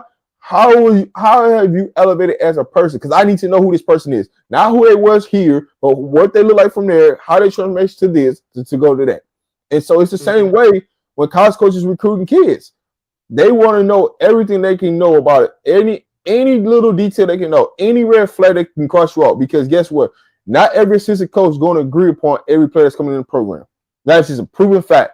So now you got to prove why we need you and why we signing off on you. And it's got to be what you want is try to get majority of the room to agree why we need to go after this kid. Because all the assistant coaches don't agree with every kid to come in the building. They just don't. So who is it most important to want the kid in the building? The head coach or the assistant coaches? Ultimately, the head coach signs off on it. But guess what? A head coach, and this what got a lot of head coaches fired. They sign off on players that don't relate to their assistant coaches. And so if you ever heard Deion Sanders talk, he always tell you, if you assistant coach, you need to go get players that understand you because they're going to see you more than they're going to see me. I know kids that come here and play for me, but I need the kids who want to come here and play for you because that tells me who you are and that kids really truly want to be here for the program, not just me. Got it. So your assistant coaches are the most valuable piece that you have. But if you don't got good assistants that understand character and understand what that kid look like to help you get over the hump, you're going to always be in trouble.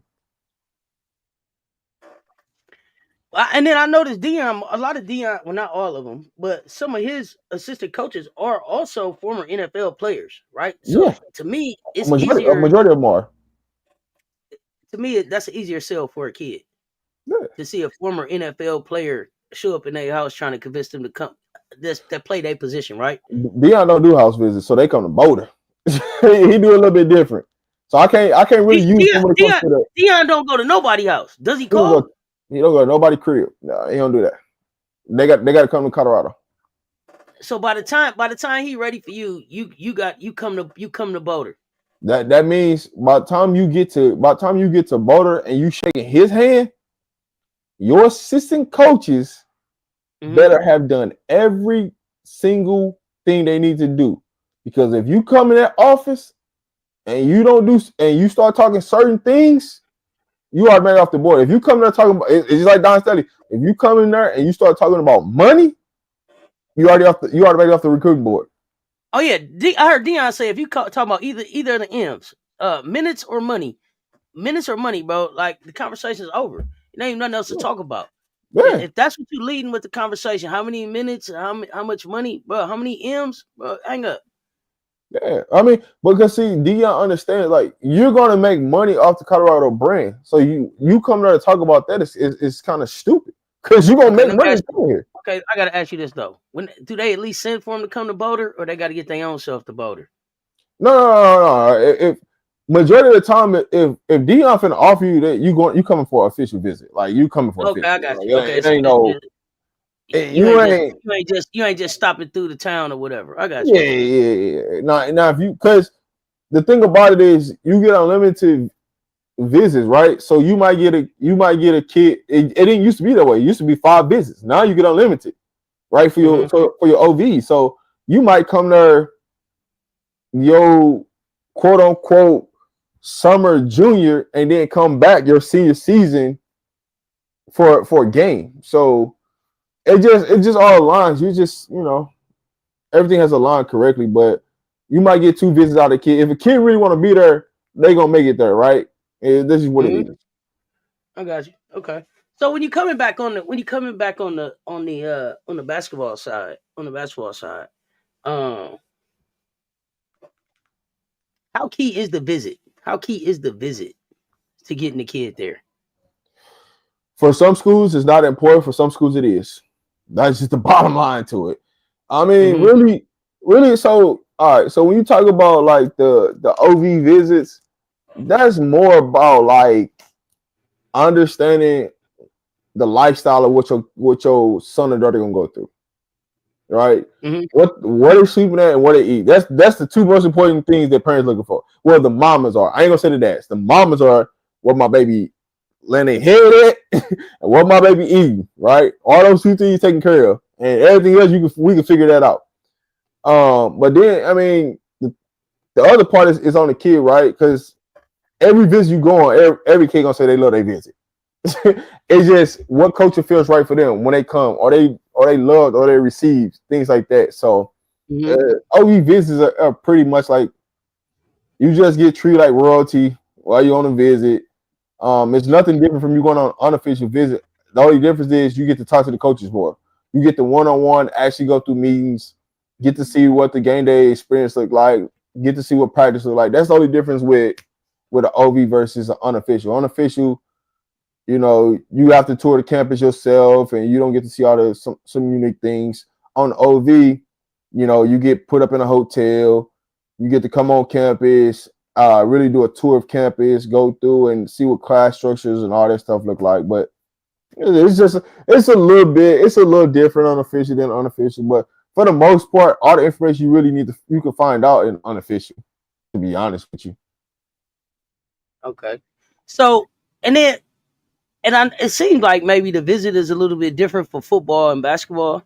No, it ain't. It's about the same. What I saw for a few of the players, like I watched the show The Coop, right, where they do the interviews of former Gamecock players. One of the running themes is they all said they had a terrible visit. They was like, yo, it wasn't the visit that sold me on here. When I got here, nobody was here. Kids was gone. Okay, so the semester was up, right? Like they was like, it was Don Staley and the coaching staff that sold me. I came here based on them. So I was just like, dang, man, South Carolina got a terrible campus visit. No. So the only difference was when they visit. That's it. It's just the time when they visit. It's time of year. Okay. Yeah, the visit's still the same. Like what you would have did if kids were on campus versus not, it's still the same. So it's no difference in football and basketball. It really not. The difference is when do you come on your visit? That's the only thing that matters. What time of year do you visit? Don't visit a school on spring break because you already know ain't nobody gonna be there. Don't visit a school on winter break because ain't nobody gonna be there. So it's when you visit during those times, it's strictly business. You ain't got to worry about all the nonsense because guess what? Depending on the school, depending on what you went to, because keep in mind what I said to you, right? How they got people that's paid to watch your social medias and watch what you like to do and what you get into and all that type of stuff. They're gonna have all that lined up when you come on that visit. So hey, listen, if you a dude and you like a particular girl and she look like this, and they watch who you like, right? If they see a pattern in the girls that you like, they will find them same girls on campus, and they're gonna make sure they're at your OV visit, and you're gonna see that. It's the same way with a girl. It's a certain dude type that she like, light skin, dark skin, Mexican, they're gonna line them up and make sure they're there. If you went to girls, they're gonna make sure they line them up, you lay there. So I'm old. So you basically saying the visit gonna be just like that movie, The Program. If you like a Halle Berry type, Halle Berry is coming to meet you when you get off the bus. They walking you through, putting your name up on the thing. That's your visit. Listen, in some way, how it's gonna happen, right? As every school is different though. Like some schools, you just gonna see it right off the rip, off the dribble. Like it's just gonna happen. In some places, they might set it up to like those gonna be people that's gonna be touring you around the school. Shit, Patino and Louisville got in trouble with their visits where they was having the ladies pop up. Oh no, they went and took it to a whole other level because they went straight in and got all the girls from the strip club and say, hey, listen, we gonna pay the tab tonight off the university money. We just they had the shaky girls showing up for the party. Hey, but I'm not gonna lie to you. They not the only school. They just happen to be the school they got caught. That's all. Because somebody didn't get their payment and they snitched. That's all that was. It still happens. I can see that for the men. Do you Listen, think that happened for the girls too? They be having the shaky dudes for the girls. If that's what you into, yeah. Oh man, Hey, listen. Listen. Listen. Why do you when sometimes a lot of the time we see a girl with a boyfriend and he on a football team, you think they ain't line that up? No, I believe it gets lined up. All that lined up. It gets lined up. You know, listen, and all you need is hope that the person that you got on that visit, whether it's a he or she, they got some game to them and they can sell this person to come there. That's all you hoping. Just listen, just get their mind right so we can come in and just close the door. They sealed up and they just sign on the dotted line. That's what we really hoping for. You know what I'm saying? Okay. So don't let them off campus. I need that signature before they go. Right. That's sell them on this. Listen, if you ever hear a coach, hey, I need them to come on campus, that's why. Because if I get you on campus, I'm closing. It's gonna be hard. Yeah, the shaky dudes. The what they call them? The Magic Mikes. They man, listen. Listen, if that's listen. The Magic Mikes, the shaky girls, the shaky dudes. If they see that a girl and I understand it's not like that at all schools, y'all. It's not like that at all schools. All right, listen. But I'm talking about big time. I'm talking about when you the one, when you top 5, top 10, yeah, they hollering at you. They spending some bread. They catering to what you like. All right, listen. I can tell you, like, majority of the time, depending on the coach, I can tell you what them visits gonna be like. And so, peep game to, you know, certain schools are recruit certain type of kids, right? We need these white girls because that's what we know. It's only white dudes on campus. You know, like some of these schools are recruit certain players because they know what they gotta deal with. Let's be adults. We're not gonna act like sex don't sell. We're not gonna act like sex don't sell. Let's be for sure. Because if you're a host, you got to bring back receipts for the money you spend on the recruit. Yeah, you do. Well, listen, and you do, but you don't. There's a lot of stuff that go under the table that been bought that they don't bring the receipts back for. But the hotels, them because they gotta take them out, right? So they always take them out for activity, and then they always try to take the parents out. So you know, most receipts get turned in, but if it's more extracurricular, because you know you got to keep in mind it ain't just about the athletes. If they see that the parents into something, or you got a single parent and you like something, they trying to line you up too to make sure that you understand what it is. Man, this hookups for everybody. This hookup for everybody. Y'all think it's just the kids. Y'all think I'm just talking about the kids, and I'm not. I'm talking about mama like tall, dark, and handsome. We got tall, dark, and handsome meeting mama. Come on, y'all act like y'all understand. This is a business. Now, come on.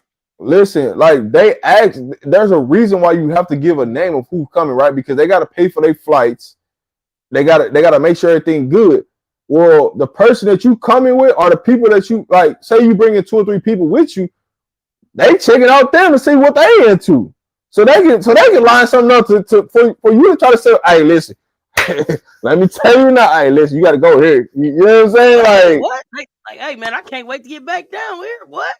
This how they doing down here? Yeah. Oh yeah, we on the way back. I done had the lobster. I done had the shaky girls. Stop bad. It's my kind of town. You understand? Let's get it. Yeah, come on. I wish y'all could see my face. I wish y'all could see my face. I'm so serious, y'all. If y'all know me, y'all know what my face look like. I'm serious, y'all. This is real talk right here. This is how this go. Now, what I don't know is, does a parent always have to go on the visit? No, you can send somebody, like if they have an NIL agent, you can see an agent.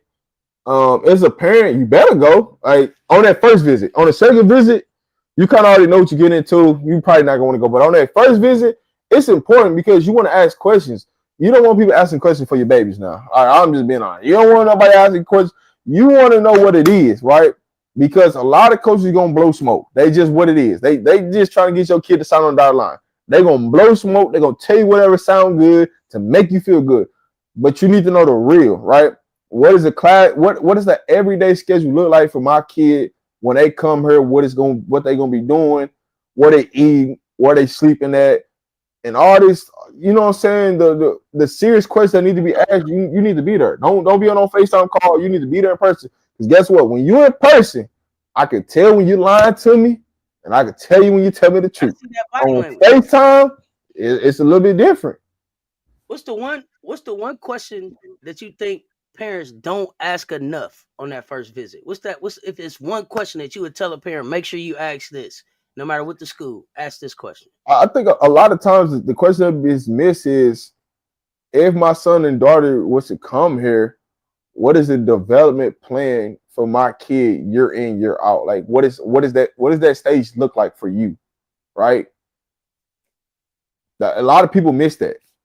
Because all they telling is where my kid gonna sit on the depth chart. Okay, cool. He might sit 2 right now, but we ain't telling him we finna go bring some more portal kids in, and he might be 6 after he signed. You know what I'm saying? They don't tell you nothing like that. But I think the biggest question is more of, what's the development plan for why your kids on campus? Like, how do they get better? Whether that's personality-wise, educational-wise, athletic-wise, what does that plan look like? What do you see a success plan for my kid? A lot of people miss that. It doesn't even cross their mind. Let me see. Do anyone but me believe that Paige didn't deserve coach's pay? To me, Juju 1, H, and her doggo 2, Paige 3. Y'all know we got love for Paige. Coach's pay? What you mean? Hey, listen, Seth, you hit it right down the head. You hit it right down the head. I try to tell you. Listen, I'm telling you, as an athlete, you know you the host. It's up, because coach can't get mad at me if I do any. Hey, listen, coach can't get mad at me because I'm the host. Can't get mad at me. My job is to sell the school, baby. It's up. What we doing? What you want me to tell you, coach? It's up. Yeah. Hey, listen, as a host, boy, you in a different bracket. Hey, you become a host on it. Oh, you in a different bracket. You know you got some leeway. Oh, I got you. You said Paige got coach's player of the year. I'm like, coach's pay? What? Coach's player of the year. My bad. Paige got coach's player of the year.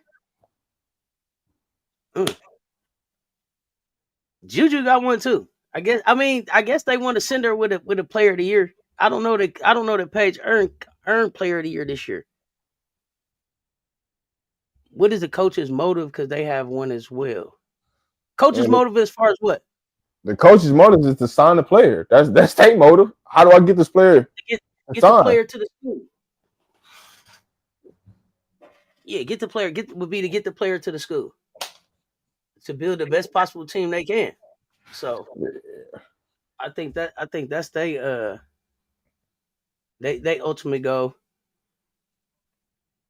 Oh man, listen. Cess, listen. When you the host of a visit, you have way more fun than anybody else. When you the host of the visit, what? You got way more what? So the visit, you have way more fun than anybody else. Yeah, I see Shanti Michelle in here talking about she was the host all the time. Why you want my kids to come to your school? She really need to come up here and talk for real right now while we on the topic. Oh no, we about to drop you the link, Shanti. What you doing? You ready to come up here and talk? Man, come talk about it. We keep trying to get you to talk. I don't know. I mean, come on. You coming to talk? What you doing? She's true though. Parents should always ask why their kids should come to their school. They should. They don't though. They be too in tune about what's going on. You know what I'm saying? Because just as well as the kid got a host, the parents got a host too.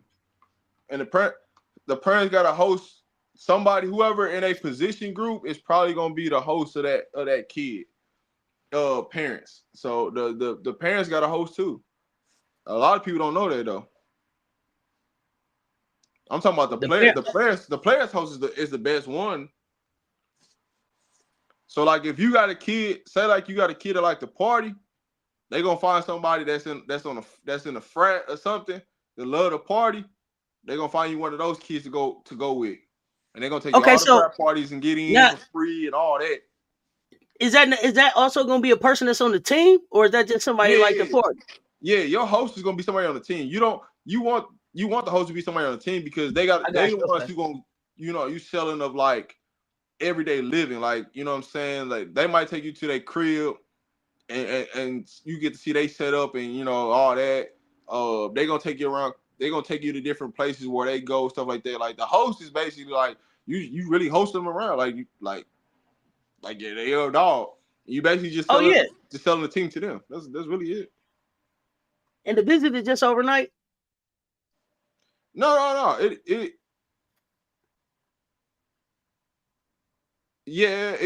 can take up a weekend. Yeah, it definitely can take up a weekend. It depends. It depends. So like You working? Okay. it depends when you talk about like a visit, like because your official visit now could be just one day or it could be up to 3 days. So it depends on how long the kid's in town. If I get you for 3 days, right?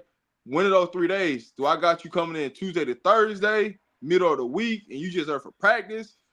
Or do I got you coming on the weekend where you coming in, you flying in Friday morning and you leaving Sunday, right? You leaving Sunday. Mm-hmm. So it all depends.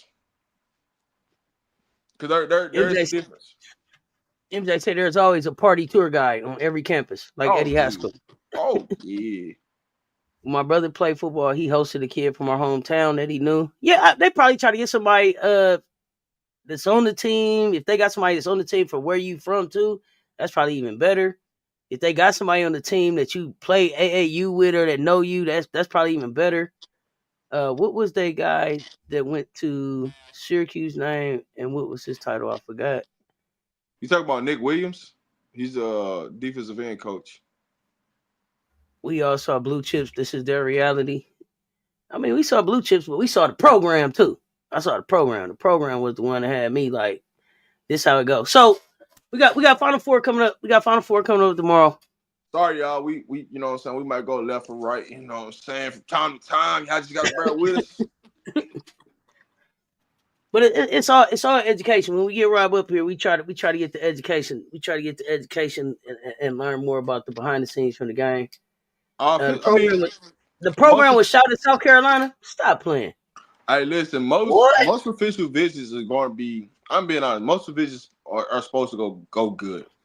If it's going bad, it's because like they just had bad timing with their visits, as far as kids not being on campus, stuff like that. If kids on campus, I've rarely seen somebody say they had a bad visit. And guess what? Colleges are paying you to come on visits now, so you might as well take them. Okay, now when you say unofficial, you're not getting a host. So when Big O was just in South Carolina for unofficial, she took pictures in the locker room and did all that shit, she didn't have no host? No. She'd just walk around by herself? She can't walk around by herself like that. Like, they know you. I mean, you gonna pull up and say that they know that you're there, but you can't just. They don't pay for nothing. Like, you pay for your travel there, your hotel, all that stuff. Now, if you got NIL in high school or something, can't nobody send for you to come. You supposed to pay for everything. Now, I ain't gonna say a white envelope don't get slid to you. You know, you pay for this and we reimburse the money back to you. But unofficial, you know what I'm saying, that you supposed to pay for it. You pay for your stuff. It's not paid. So if you at the game on your unofficial, you supposed to buy the ticket to the game. No. That's not how that works. You just got to pay to get there. If they let you in free on the campus, good. Yeah. If you're a prospect and I really want you, like, we pay for that. We'll pay for the ticket. We just put you on a players list. Like that's what that. We'll put you on a players list. There's certain things you can't have one-on-one time with the coaches, but you can. There are certain things you can do. There are certain guidelines you can do, and certain guidelines you can't. It's just a little bit different treatment. That's all. But Yeah, for game days is completely different than just coming on visits.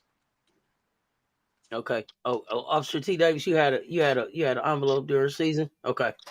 Yeah. Okay. Hey, you know about the A envelopes white now. envelope. Okay, you understand.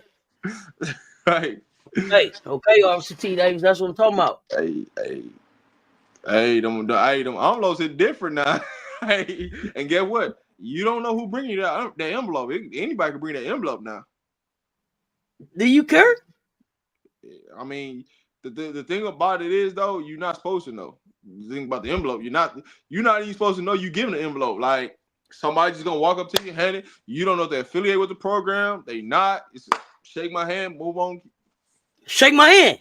Shake my hand. It's all the same still. Shake my hand.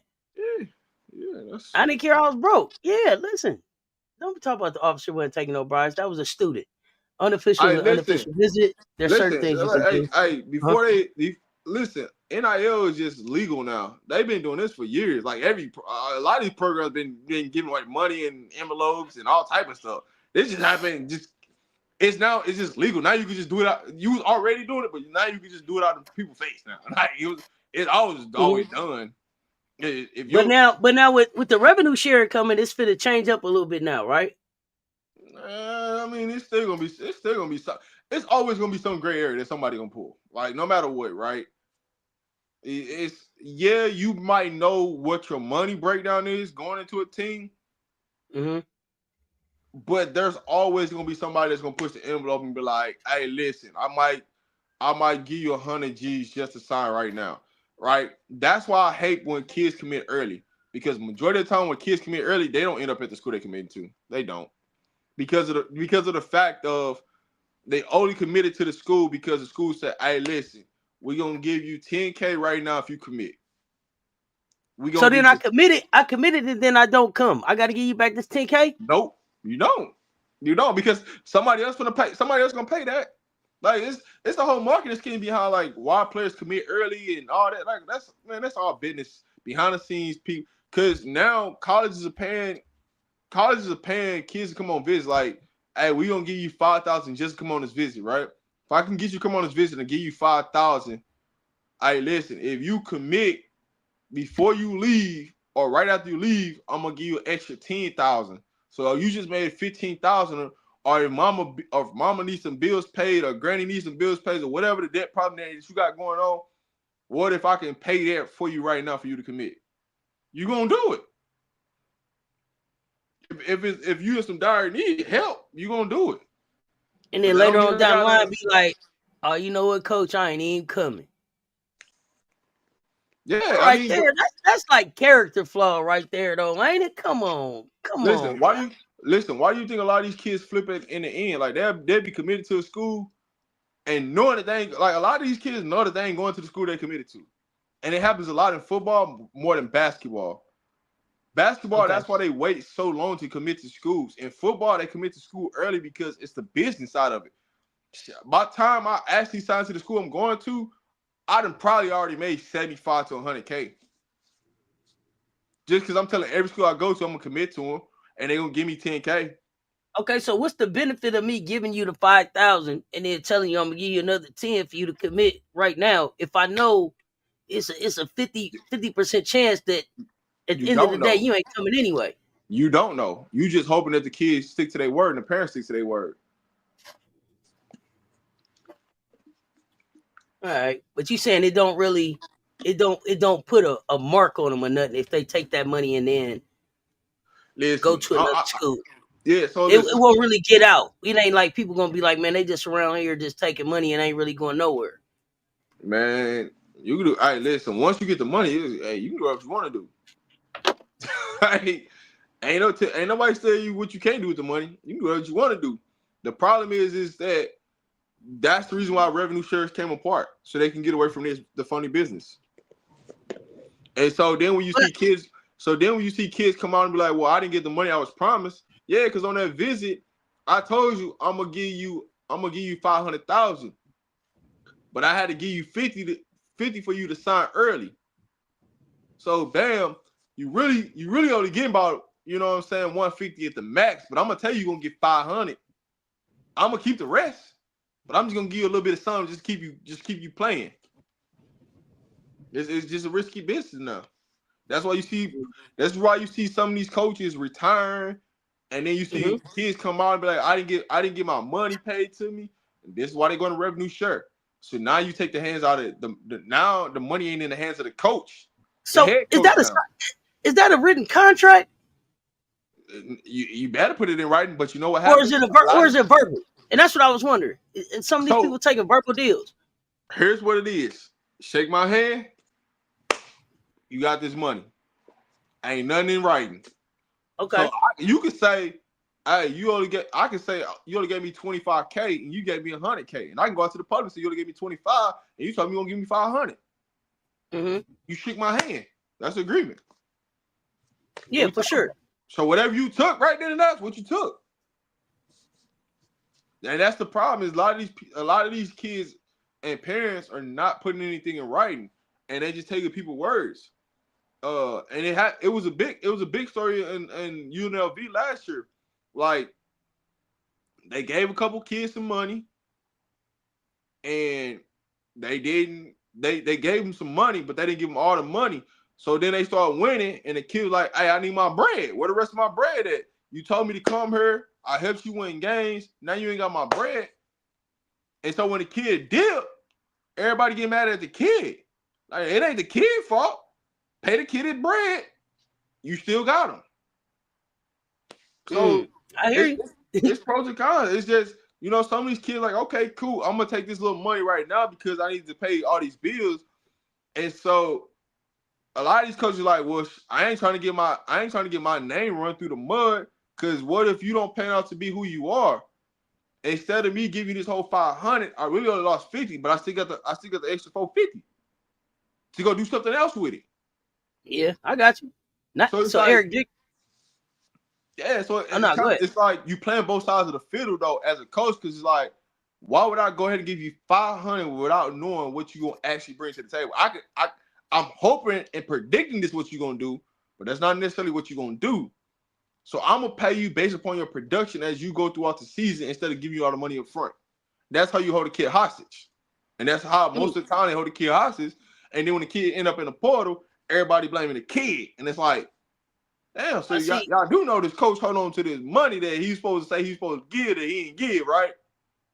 But I see Anastasia flipping the script and saying the coach could find something better than you before that official commit and be like, yeah, they can do that too. Hey, listen, you a 3-star, I just gave you 50K. Bam, I just got this 5-star. I had to give him 150K. We don't need your services no more. So what I'm supposed to do with my 50K, man? Get your 50K. I still want an education, homie. Find a new school. You got 50K. Hey man, it's cutthroat out there. I ain't mad because that's the way the money is moving. But it's cutthroat out there. I don't know if people understand it. It's really, really cutthroat. Y'all saying Eric Dickinson got a Trans Am T-top to go to SMU. They had the death penalty though. Was it for that? I don't know if it was for that. Man, that's the water on the bridge now. Penn State got the death penalty. That's the water on the bridge, man. Ain't nobody think about it no more. Ain't nobody live in the heart of the city. Yeah, it's business. You said envelope, hand. I hear you, hand, envelope, hand. Shake my hand.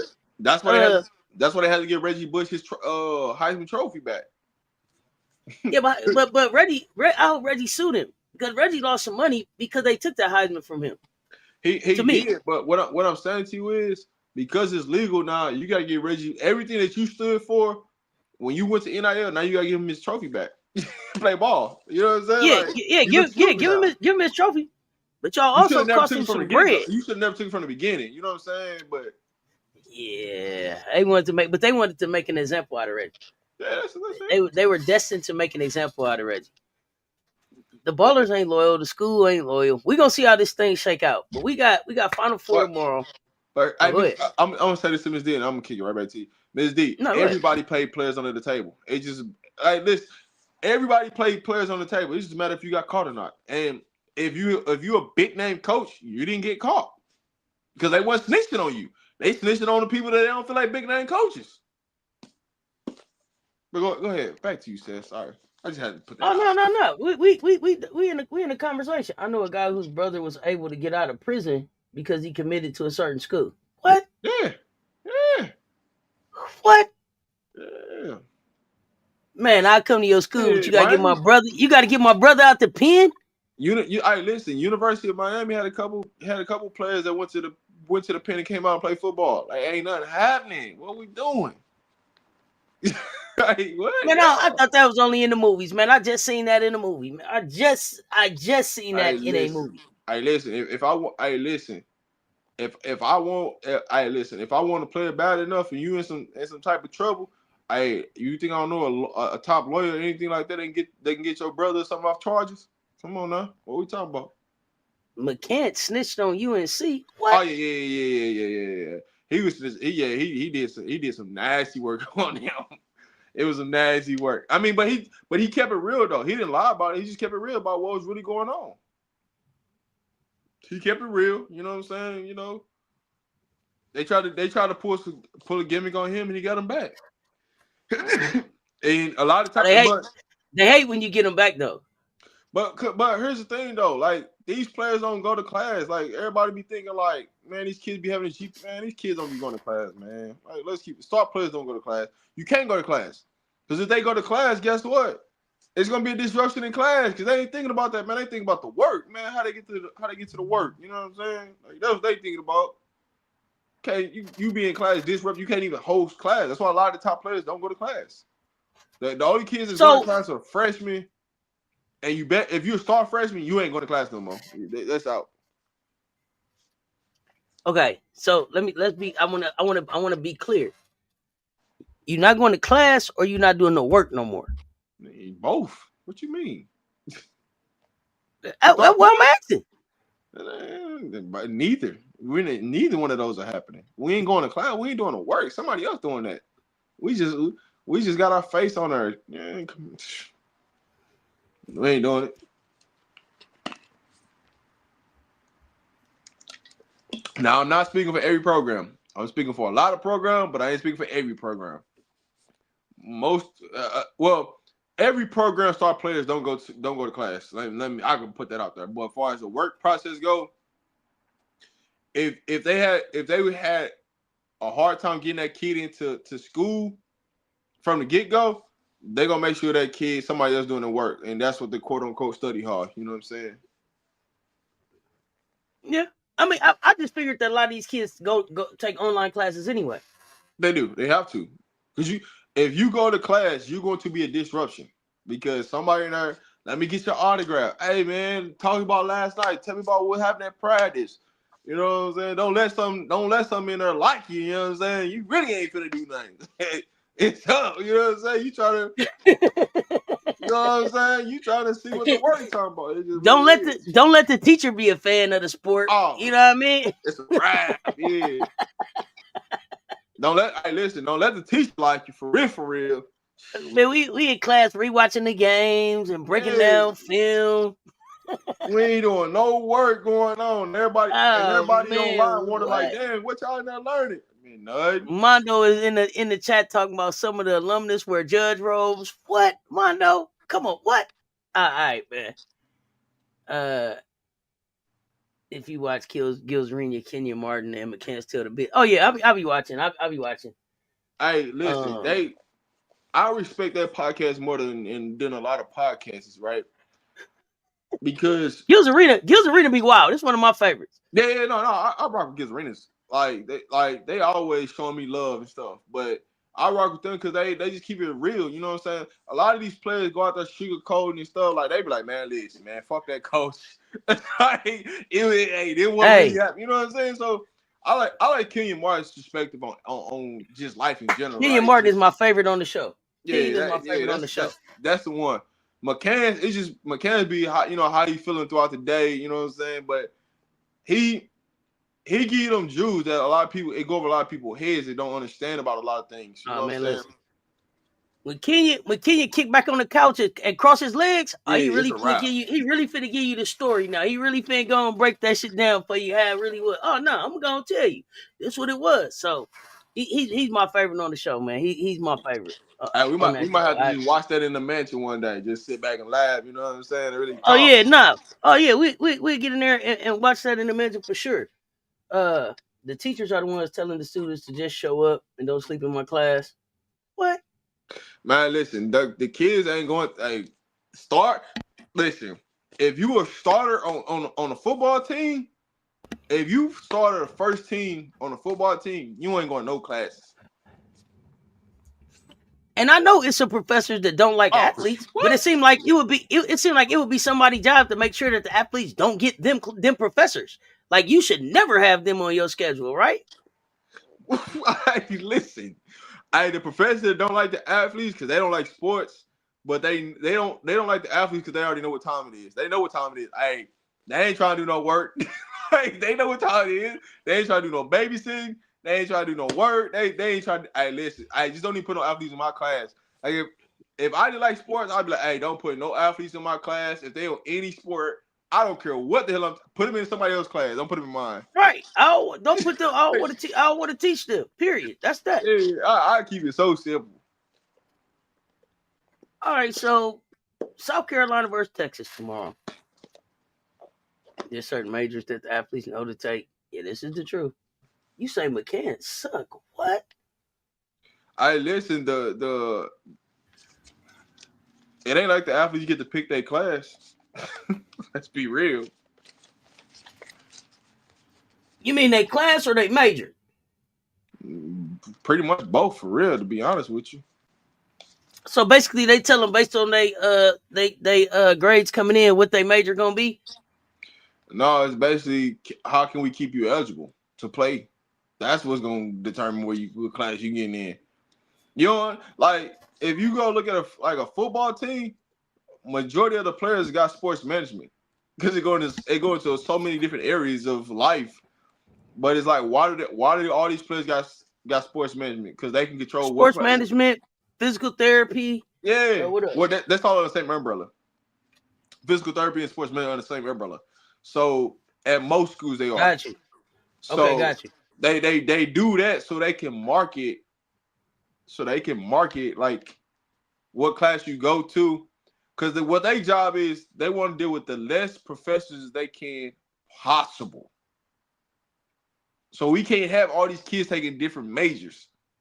Now you're gonna have some kids that might take a couple too, but for the majority of your team, they're gonna take the same major because now it's less professors I gotta talk to, less professors I gotta try to worry about getting grades from, this, that, and the third. So it just causes less of a headache. Now, about them kids that you told me is getting paid just to have a good grades. Mm-hmm. They going to class. They going to class for everybody? They going to class. Hey, listen. So do I go give me a couple good sports management students that's going to class? Yeah, they going to class. But listen, we got a study hall, right? And we got a whole lot of kids that need a little extra money in their pocket. So we all do our homework together. We put it up on the screen and everybody do it together. Everybody together. Number one. Yeah. Okay, y'all ready? Like that? All right. Hey, listen, if you had other athletes, listen, Shelly tell you to it. Hey, if you had other athletes in class, hey, they know what a hookup is. Yeah. Yeah, I'm trying to tell you. Hey, the tutors do the work. I seen the program. Hey, listen, the tutors definitely doing the work. And don't let one of the tutors be one of the work. Shit, it's a wrap for it. Hold on. Is that why you got a white envelope? Hold on. Damn, my son got sports management 4-year bachelor's. He played football. Hey, listen, yes. Hey. Tell him. Hey, you better tell him. Hey, listen. It's the softball players and the volleyball players, the softball players, the volleyball players, and the field hockey players. Not the field hockey. Them three. You gotta have one of them in the rotation. If you ain't, you missing out. You missing out, baby. Hey, listen. I promise you. Hey, Y'all are funny as hell. Hockey. Listen, a field hockey chick, a softball chick, and a volleyball chick. You in game right there. You know, you ain't got nothing to worry about. No tennis, no golf. Man, come on. Hey, listen, ain't like man, that you don't get to see them. You got to think about it. Like if you go to the cafeteria, I grew up in the Bay, so we see them all the time. Those was the good smart. I mean, beat me up in the chat. Those was the Asian kids. Yeah, I need them in the rotation. I don't know what y'all talking about. Yeah, that's cool. That's cool if you run into them, but like at most schools, you run into the softball players, the soccer players. Oh, I see what you're saying. Yeah, you know what I'm saying? Like the you running into those. So you know what I'm saying? You got to keep one of those in there. Your freshman year, you taking general requirement anyways, so y'all in the same classes. Yeah. Okay. Yeah. You ain't got to your major yet. The first 2 years. Listen, you ain't picking no major till about your junior year. You know what I'm saying? That first 2 years, it's up.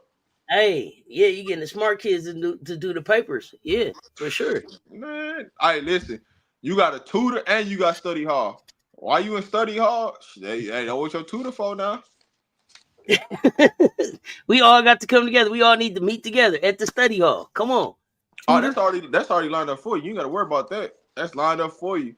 And some and a lot of times, especially like on the men's not the volleyball was stuck up. Yeah, hey, listen. A lot of times on the men's side, that was their work right there. The tutors.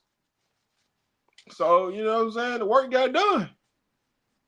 Oh yeah, all the work got done. All the work. Honestly, you didn't have to slip to no cash because that was low key a secret. So it wasn't going. You know what I'm saying. They just have to be in your presence. Sorority chicks at the HBCU. The sorority chicks. Okay. Okay. Hey, listen. I ain't go to HBCU, but I couldn't even imagine if I went to HBCU. I couldn't even imagine. Rob said, "Whoa!" I couldn't even imagine what. Oh man, school lines up study hall for the athletes already. You talking about going to a frat party and all type of stuff, man. Football players. Rob got me about to apologize to my son tomorrow. Yeah, you owe him an apology. You definitely owe him an apology now. Yeah, you need to call him. You let him know. You apologize. You so sorry. What are you doing? You definitely owe him an apology for sure. Shit, okay, so tomorrow. What does tomorrow's game look like? Which game? What game we start with first? What we doing start first? with SC Texas. SC Texas. I got it kind of close in the beginning and SC stretching it out on them. Like we did in the 2 games where we blew them out. I thought it was interesting that Dawn say she don't think about none of the wins, just the loss. But that's what I got this. Well, my final score, I got 72 SC, 60 Texas. Winning by 12. 12. Winning by 12. All right. Winning by 12. Right. That's my prediction for tomorrow. Winning by 12.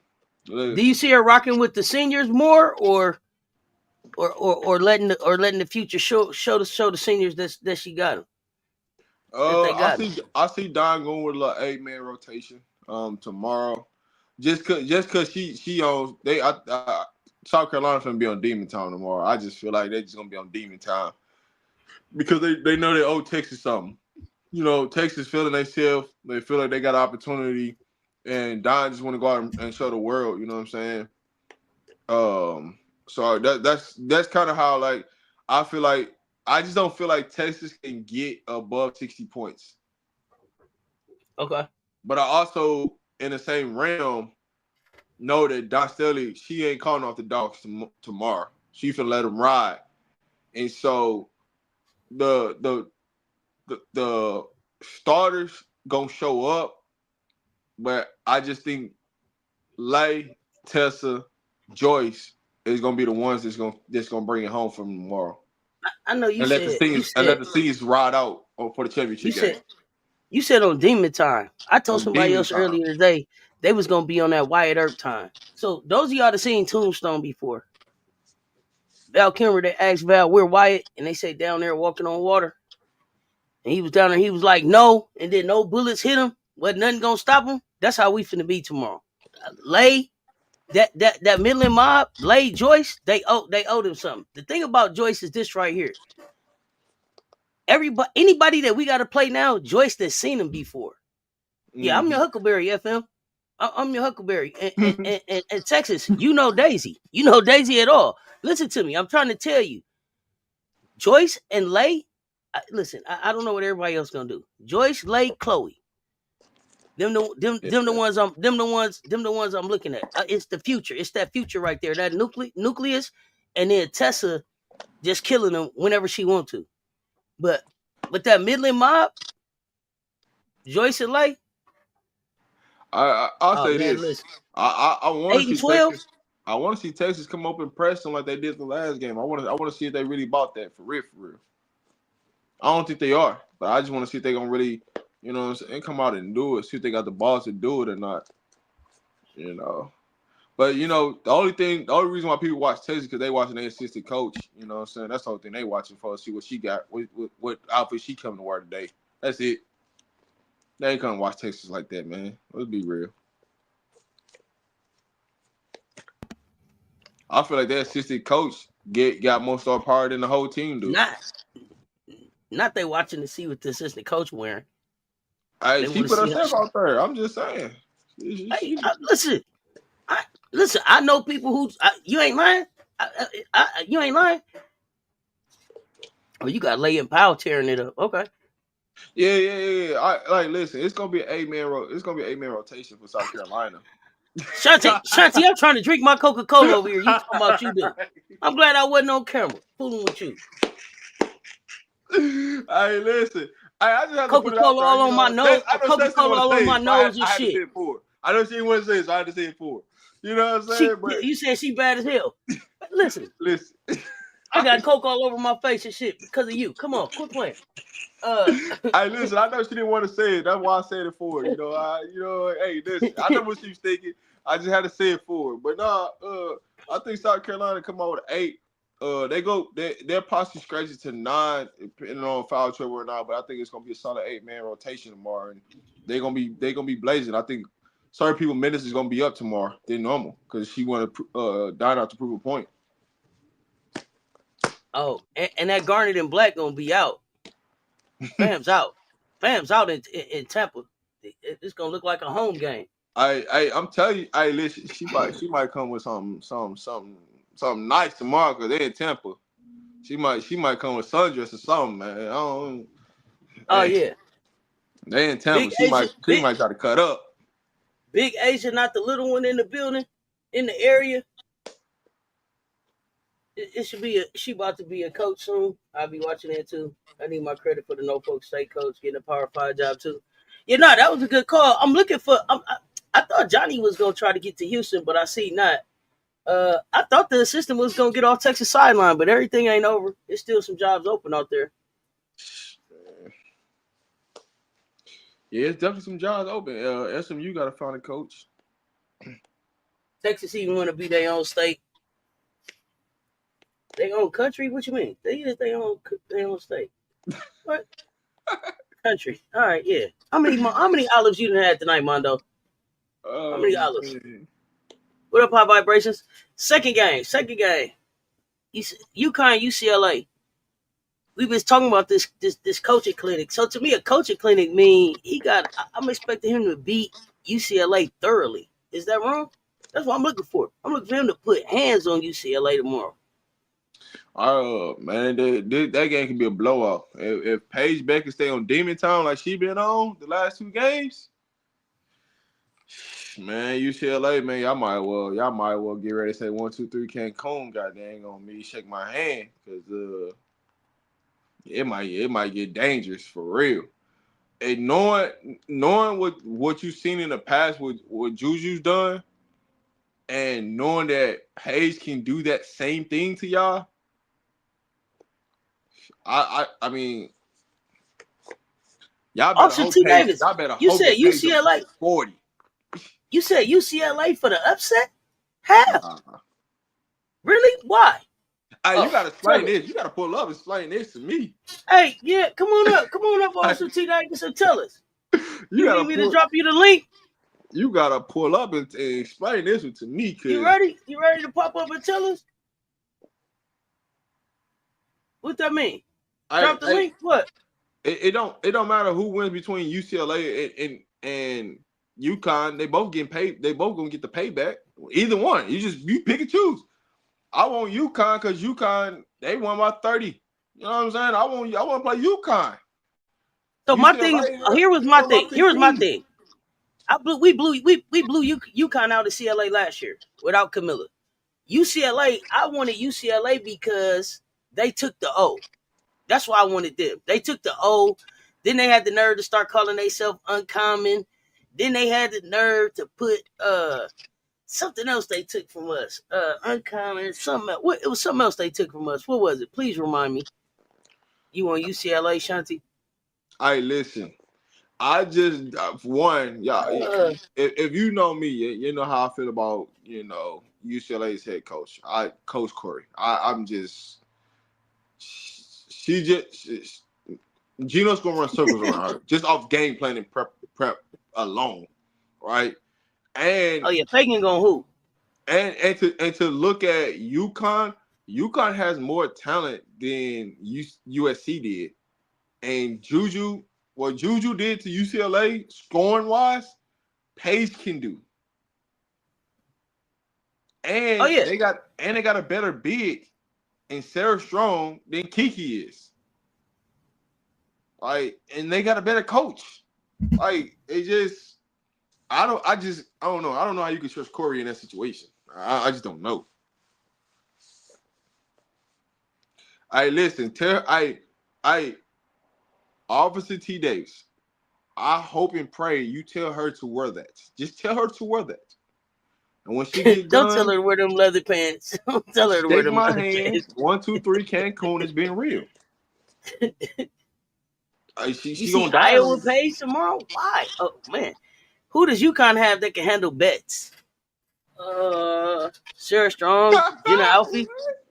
Yo, Alfie. Hey, who does UConn have? Not close is getting close to going home. Listen, who does UCLA have that can guard Sarah Strong? Did you think about that? Just saying. Well, Sarah got that body it can lean on, like we was talking about before, being able to lean on bets, and wear bets down, just continually leaning on her. Hey, listen, I got one more question. If anybody can explain 2 dribble bets, you got it. If anybody can explain what that look like.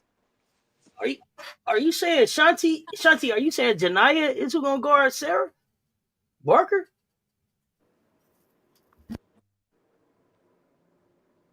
Hey, listen. I hope she do come on them leather pants, man. I pray she do. I pray she do.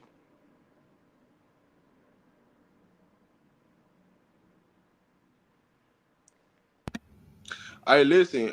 What I don't think what people don't realize is Lauren Best is not a threat unless you allow her to be a threat. She's really not a threat offensive wise, to be honest with you. If you make Best take 2 dribbles, she's not going to be a threat.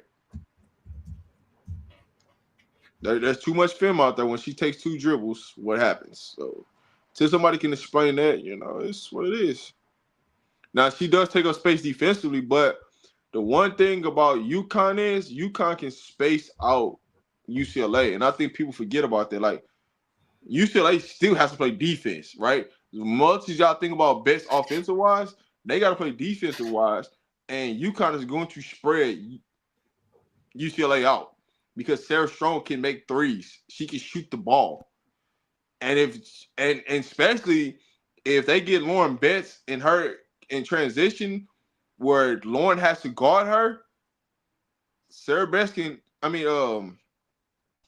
Strong can have a quick crossover, get to the rim, and Lauren Betts gonna foul her because her foot speed's not fast enough. So it can be a long night.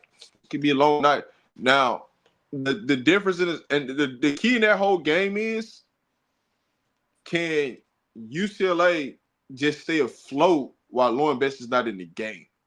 That's gonna be the key to UCLA. Because once Lauren Betts come out, they have a hard time. They offense looks out. It looks like it went to left field. So Just saying. I get it that you know what I'm saying, you want to pay back against UCLA. You talking about a Gino versus potentially Don Staley matchup in a championship, and they not turning that down. And I hear you. Janiyah can play defense, but I don't think they played Janiyah enough for her to be the person that's gonna be on strong. She gonna get her own way. Go ahead, sis. I ain't mean to cut you off. Go ahead. I was just gonna what? Janiyah gonna get in her own way. Some way, somehow, the coaching staff gonna pull off the floor for no reason. She don't play. Yeah, she don't get it. She be on the bench more than she be out to be on the game. So I don't know. The thing is, UCLA has already reached their ceiling, which ain't much. 2 dribble bets. We got 2 dribble bets. 2 dribble bets coming. I don't care about that game. I'm only thinking about our game. Oh, I mean, you know, but I thought about our game. Yeah, we gotta talk about it. You know. Well, Janiyah went to UCLA. She should have went. She shouldn't have went. She should have went somewhere else. I mean, maybe she should have. She made the right decision for this year. I don't think it's the right decision for next year, but she made the right decision for this year. Do you think she gets in the portal again? I don't think she would, because I think they saw her with her playing with Baby Betts. We'll make her think she's gonna get on the floor with Baby Betts now. Baby Betts gonna get on the floor before her. Baby Betts was at the McDonald's talking about being on the floor with her sister. I heard it. Did you? Baby Betts say we perfect to be on the floor together. So is it gonna be room for Barker out there? You know, I kind of already explained it though. Like that could be your 3-4-5 right there. It could, but Corey ain't gonna do it. I didn't say she was. I said it could be, but I know that they're not going to develop one of those 2 players to make it all fit. Her girlfriend from California, working in California. I heard something like that too. Yeah, what if Howell goes to UCLA? Interesting. At the guard spots, that's still suspect for UCLA. But as far as the wing and the big spot, they solid there. They're gonna be solid there at UCLA. I don't know what them guards gonna look like, but the wings, they're gonna be fine. Maybe she'll 3-4-5 them. Maybe she will 3-4-5 them. I don't know. So check this out. I don't think this has been asked. If Kiki, because Kiki and Bess came out in the same class. So if you were Kiki, would you go to the draft? If I was Kiki, would I go to the draft? Yeah. Knowing with the information that you know right now, and you know that you could possibly get to that 2nd and 3rd spot in the draft, because it ain't nobody in the draft, would you do it? I don't know if Kiki could stick. Here's the thing. I don't know if Kiki sticks in the W. That's my only concern for Kiki. I think she does. I just think you just haven't seen her really prosper and seen her full game because she's playing in this system in UCLA that doesn't fit her game.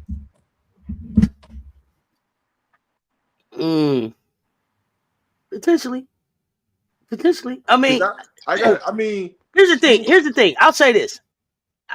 I feel better about Kiki getting picked and sticking in the draft now than next year. It'll be way more. It'll be way more competitive for her next year. So I understand if that's her goal. But I also feel like Kiki could come out this year. Well, I guess she would be on a contract, but I also feel like she could be in a situation where she gets left unprotected at the end of the season, like for expansion draft purposes or something like that. Yeah, because that's the thing with her is like, how do you capitalize on your draft stock? Because next year the draft is going to be way stronger than it is this year's by a mile. Coach Coleman in the building. What's happening? I still have no camera, but we making it work. Don't judge me. Everybody's got a camera but Cess. You know? Yeah, don't judge me. And me and StreamYard, we got to email into them. We trying to figure it out. I don't know. But it could. I don't know. Right now, I'm literally on live, bro. So I gotta go. I'm on live right now, bro. Look, I gotta tell him. Look. You trying I'm on live, bro. Let me get off the phone, bro. So I mean, like all right, man. Kiki's not missing money. It's not about missing money. It's about being able to get to a spot where if they don't win, Kiki Wright stays. Really? For me, it's really about fit for Kiki at the next level. Like, what team really makes sense where she'll have an opportunity to really show her skill set. That'd be the most important thing for Kiki going to the league, because she can't just go to any team in the league. She got to go to somebody that really needs guards that's gonna let her flourish. Connecticut. Play through her mistakes. They ain't got nothing. They ain't got nothing in Connecticut. Yeah. You can go there, San Francisco. You know what I'm saying? Like, yeah. Washington. Yeah, Washington. But see, the crazy thing about it is it's still a lot of WNBA women that's not signed to contracts. That was playing in the league last year. So when they gonna get signed? I mean, okay, since we talking WNBA I think a lot now. of this is that people wait on the CBA, what that's gonna look like before they do anything. Yeah, yes, we talk. Wait, let me make sure. We talking about Kiki Rice, right? Yeah. We talking about Kiki Rice, not Erie Oppen. Yes, Rice. We know, yeah. And I don't think Kiki's a number 2 pick. The other one from USC, I don't think she's number 2 pick. But we agree there. We agree there. You're an agent. I'm on the air. What you want? So look, Connecticut is hiring Kiki. Just fill out an application. Don't do that.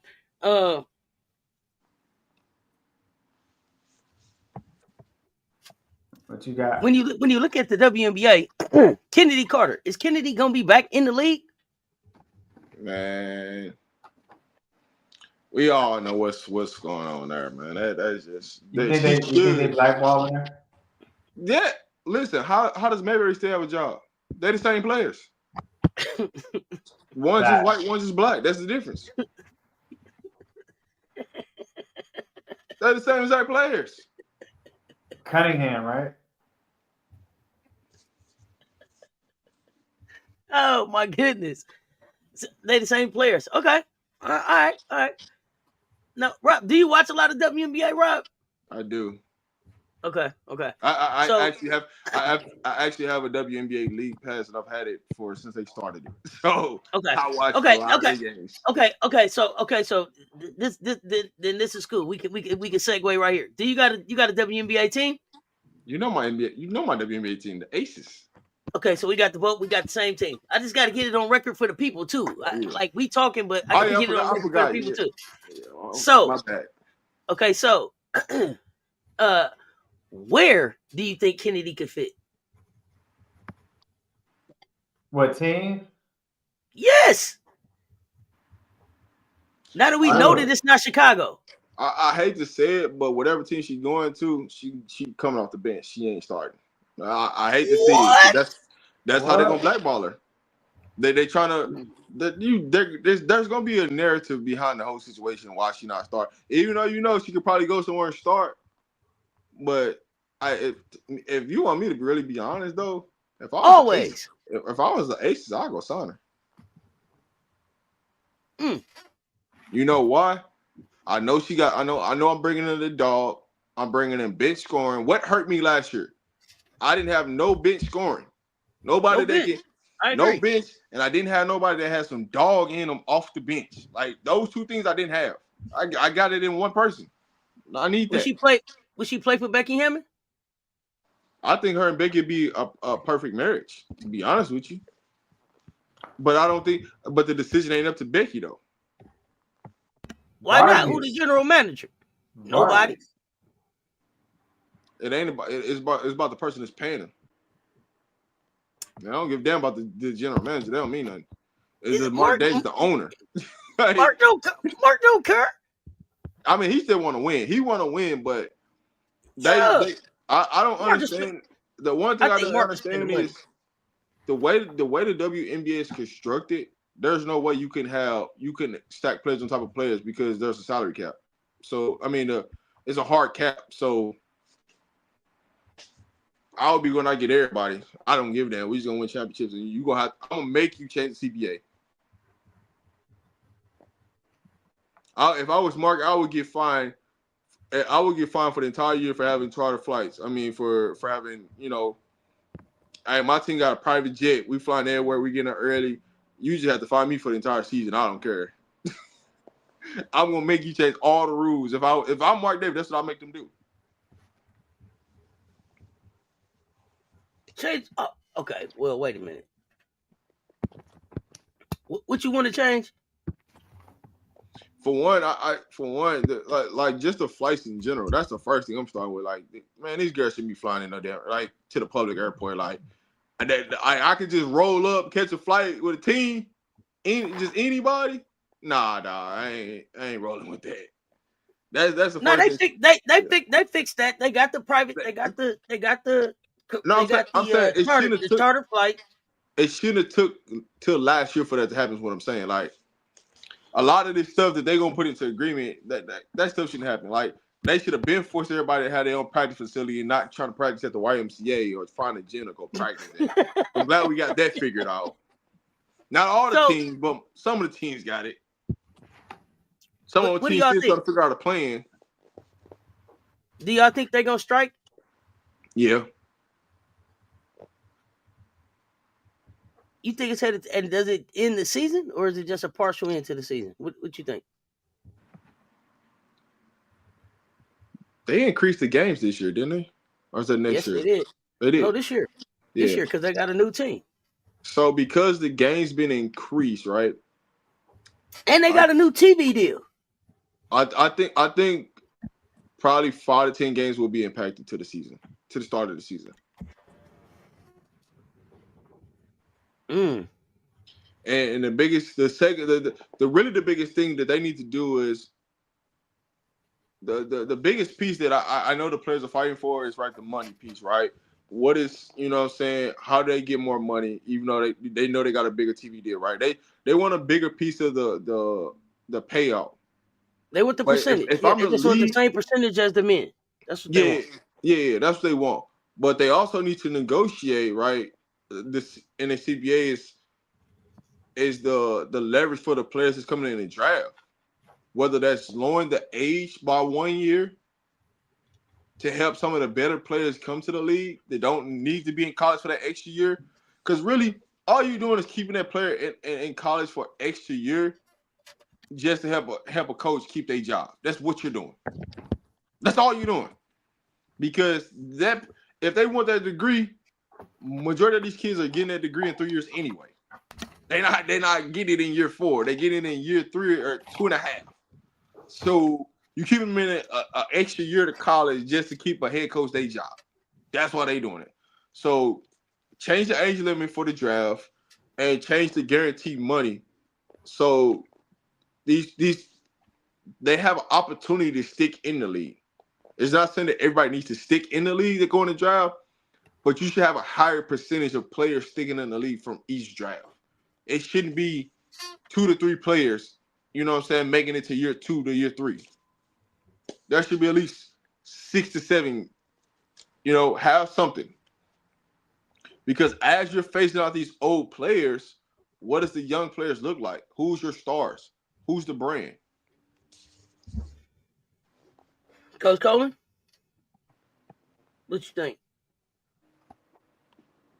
I think you're at an economical phase. And you're at a pivotal point that you almost have to get the attention, to get the bargaining power, and to put some financial power back into the players. And it's overdue for women. And the thing is, the reason why they say, "Oh, you don't draw a crowd," well, there's no intentionality. And it goes back to what we talked about before. The market is different. How you market the women's game. We talked about this last season. You don't market a women's professional sport because it is different and unique unto itself. It is different from a quote unquote men's league. And so therefore it deserves the right. Also, the women's sports platform deserves the right to have its own model and module to present it and not go off of something that's a predominantly male focused and and the politics of it, the baskenomics of it doesn't even fit what the target is and what the focus is for women's professional sports. So with all that being said, that you come to a time, if you don't demand it now for us, because what you're looking for is you're preparing a deal for the next so many years, the future, so you can negotiate again as it increases. And so, and this is also, I guarantee you, is also to give some homage to the pioneers of it too. Some financial gift that if the Players Association is smart. So there's a lot here, and you got a lot going on in the climate of the world that you really got to take a stand. So there's so much intertwined here that you have to take. If you don't take a stand for now, you'll fall for anything. So this is a great time before it skyrockets off, that you get these your financial portfolio in a row. So I believe you're going to have some type of strike, just because it has to happen to demand that respect, put some respect on that name. Hey, sis, let me respond to this comment about it's gonna hurt the college game. It's not gonna hurt the college game. You know why it's not gonna hurt the college game? It's because there's a lot of high school kids that want to come to college a year earlier, that can play at the collegiate level and play high level Division I basketball. So you're going to get kids younger, which gives you more room to develop kids. The product is going to be more fresher in the WNBA to keep the expansion of the league growing and keep the expansion of the viewer eyes watching. So nobody loses in a situation if you take it down a year. That means all you're doing is you're going to get kids to reclassify up to come to college earlier. That's what you're going to do. That's why on the women's side, the kids don't come early like they do on the men's side, because there's no gain for you coming into college earlier when some of these kids are able to. Could you imagine if Juju was able to come in a year before and had 2 years before us at USC?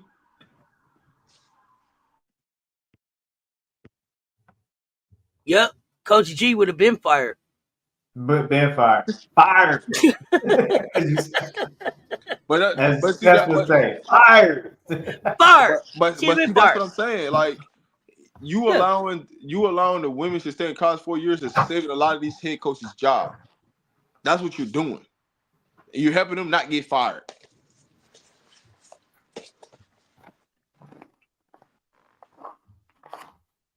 My thing is, here's the thing. Let me say this real quick. I'm sorry, Coach. I don't mean to cut you off.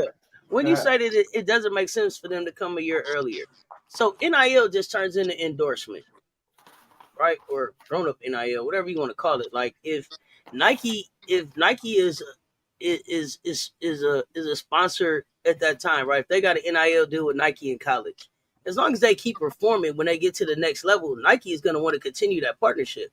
So the only thing that they doing when they get to the league is, this year it would be like putting that $75,000 on top of whatever it is they making already, or whatever that WNBA money on top of whatever they getting. So it's not millions and millions of dollars, but their money's going to follow them.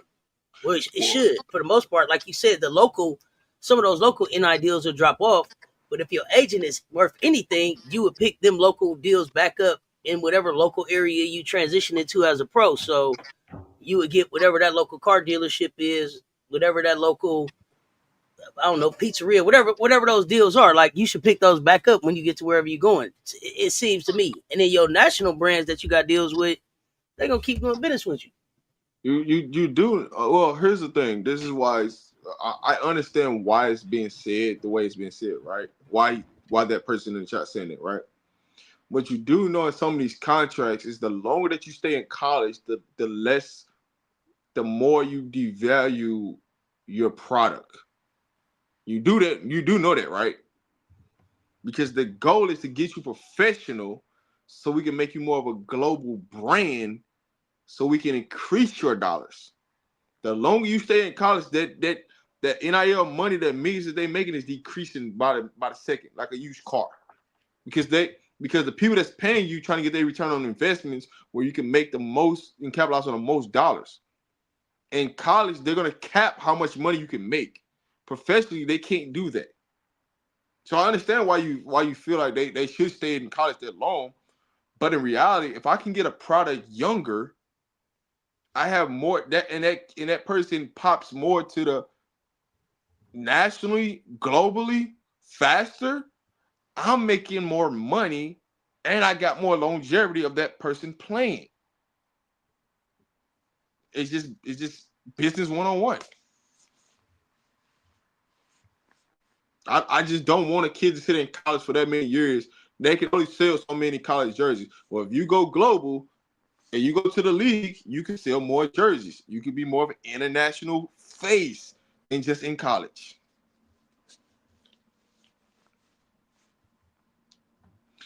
In response to that, you saying, I think High Vibrations is saying, but there's more people that's watching college women's basketball than WNBA. And so from that standpoint, I get what you're saying. The thing about college is women's college hoops gets probably a new 100,000 fans that come into it every year just because there's new kids coming into the schools, right? So you get just a new set of fans to these schools every year, right? And then you're loyal to that school, so you keep watching. If you're a basketball fan, you keep watching those games. The WNBA hasn't done a good job of bringing those fans over into the W viewership, and they need to partner better with the NCAA. So I understand what you're saying as far as like exposure, because it's going to be probably you playing in just about the same amount of games. If you go ahead. Here's what I'll say to that. I think that changed last year with the Angel Reese versus Caitlin Clark, right? The WNBA starting to learn how to take those storylines and bring it over. And so we're going to see what that looks like this year, right? Because there's no storylines, right? From college bring it over with the truth. Yes. That's what they're doing. So the growth for the reason why people not watching WNBA games was it was hard to watch versus a college basketball game, right? The coaching sucked, and it was just hard basketball product, and it wasn't a lot of big name people that you knew than how you know the players now, because the players are more vocal. You see the players more now than you used to see the game. So now social media technology gets it out there. Yeah, now that the game is growing, you can't live off of what the old rules was. You got to adjust to what's going on now. We need fresher product, because guess what? Our older players are coming out the league. So guess what? If Stewie only plays 1 or 2 more years, who we got coming into the league to cover that? We got Angel Reese, we got Caitlin Clark, but what else young product do we got? Angel's getting up there. You got to start to have a new wave, new fresh wave. And so those why I'm saying the longer you keep kids in college, you're not able to build your brand and professionally, because who are we following after? So who are we gravitating to? I agree with that on one hand, but the other part where I think the WNBA is blowing it is that the WNBA is only trying to push 2 brands, when really they brought probably 8 brands that stuck in the league last year. And so if they would have pushed the narratives of all of those rookies that came in and had followings, Rakia, I think what's name getting hurt, right? All of them, right? Yeah. I think Britt getting hurt. Cam bring all of them, right? If you push those stories out there, then you got more eyes coming to the league each year. If you're gonna only push 1 or 2, it kind of makes the narrative kind of stale after a while. Even if you only push it regionally in the areas that they play in, I just don't think that they attack the opportunities that they had to grow their brands regionally, by each team, with not only just the storylines, but also with merchandising regionally, and then kind of trying to having a little bit more rivalry. But I think as they start to locate more teams in between the 2 coasts, maybe they'll be able to build some regional rivalries too that'll help their brand grow, help the brand grow. But they definitely need to take some hints from both college basketball and Unrivaled around how they're telling narratives and using social media to be able to push products. Because only a couple teams are doing a good job. Las Vegas Aces do a great job with their social media and getting their stories out and letting you know what their players is doing. You get a chance to see everything. And then some of these other teams, it's like, do y'all have social media? Atlanta Dream? Goodness Well, gracious, never mind. here's what goes into that. Says, how about start putting actual WNBA teams in basketball basketball areas, and not just throwing them in places where people don't really go to basketball games. Oh yeah, I thought that they should have put the teams where they watch women's college hoops, because it's nothing to do in the summer anyway, where women's college hoops is popular. Yeah. Go fill up some of them arenas and get some and build some fan base there. But I never we my just watched thing the game. was I never understood why they took a team out of Houston and why they took a team out of Detroit when they were selling tickets when they had stadium filled. Like, I never understood that. Like, for the life of me, I don't think they ever really explained it either. they don't have. They know that they messed up, but it's like, damn, how can we can't really fix it? But we know those two markets we thrived in, and that's the part I didn't get. I'm like, you got to go to places where people I think them putting a team in Dallas was a bad mistake. They should just put it back in Houston, because they're more basketball fans and actually people that go to the game in Houston than there are in Dallas. Just as well as it's just certain teams that just don't make sense. I'm just being honest. So I got you. I think that's a big piece that they miss, and why the viewership is down is because look at the people that's actually watching and look at the areas that these teams are in. It doesn't make sense for people to watch because they have no opportunity of going to any one of those games. It just gotta make some things make sense.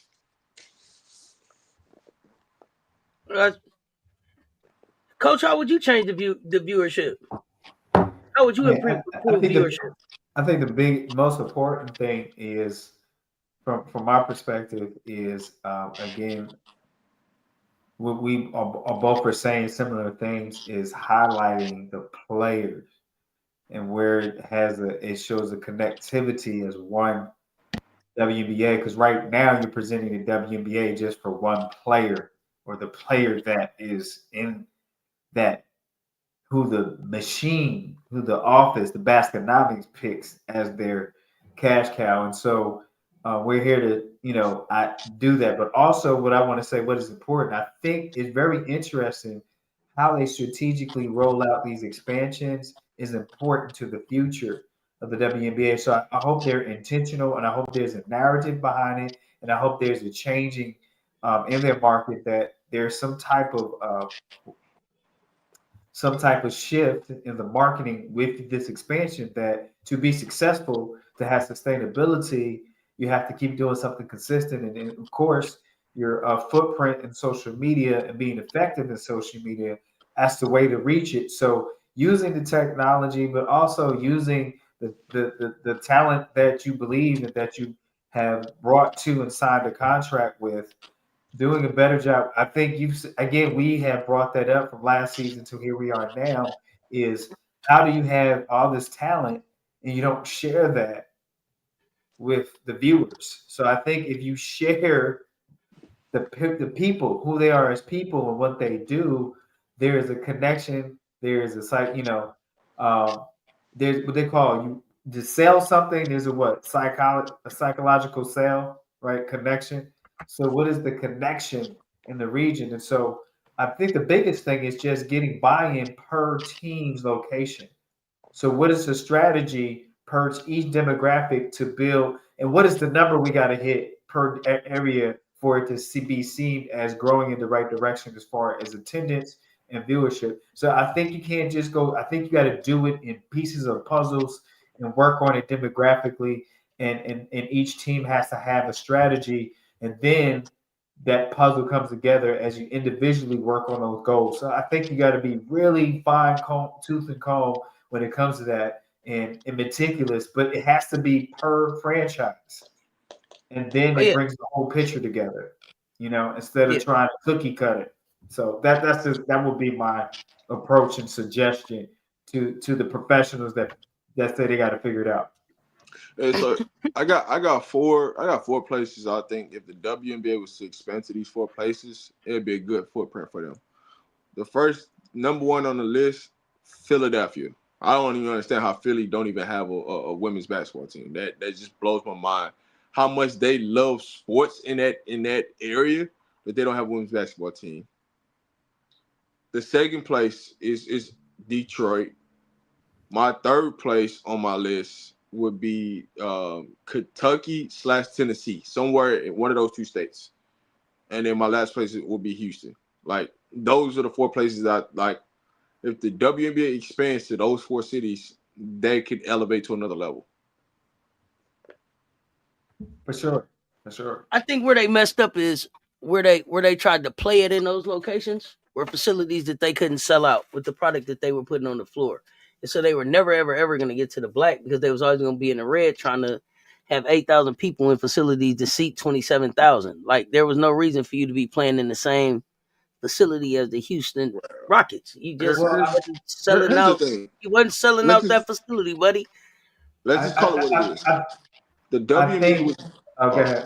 I'm just gonna be quick. The WNBA was trying to be cheap and didn't want to build an arena. That's all it was. Go ahead. Because women's sport, and I say this respectfully, and it deserves to be looked at as a different type of platform. To get something you never had, you got to do something you never done. And so, why? Here's the thing: it doesn't make sense to put a woman's profession focused sport in a place where it's already saturated with other professions. And Philly, I agree with Philly. Because Dawn there and there's things, and Philadelphia is for most part is very supportive of all their professional teams all the way down. So that makes sense. But the thing is, I agree with the smaller market because now, right, make the bigger cities call your name, bring you to their venues because it works. You have maxed it out. And mid-size, what we call mid-size city venues, and now you have what? Now you build operating capital. But when you stick with a formula, just because this is how we always have done it, then you're going to get the same results. And then my key word for this week is that becomes wasteful financial energy, and now you're tanking money just because you're determined to be successful in a particular demographics versus just be successful financially. So in business, it may cause you to, what they say, to do things in peculiar places or least expected places. Because if you build it, they will call for you or they'll ask you to be where they're at if you build it successfully. Yeah, I think to me, I feel like I like all of those locations, but I also thought that Columbia, South Carolina would be a good place. I just feel like there is a tremendous support for women's hoops there now that they could take advantage of. I just think so. Let's see.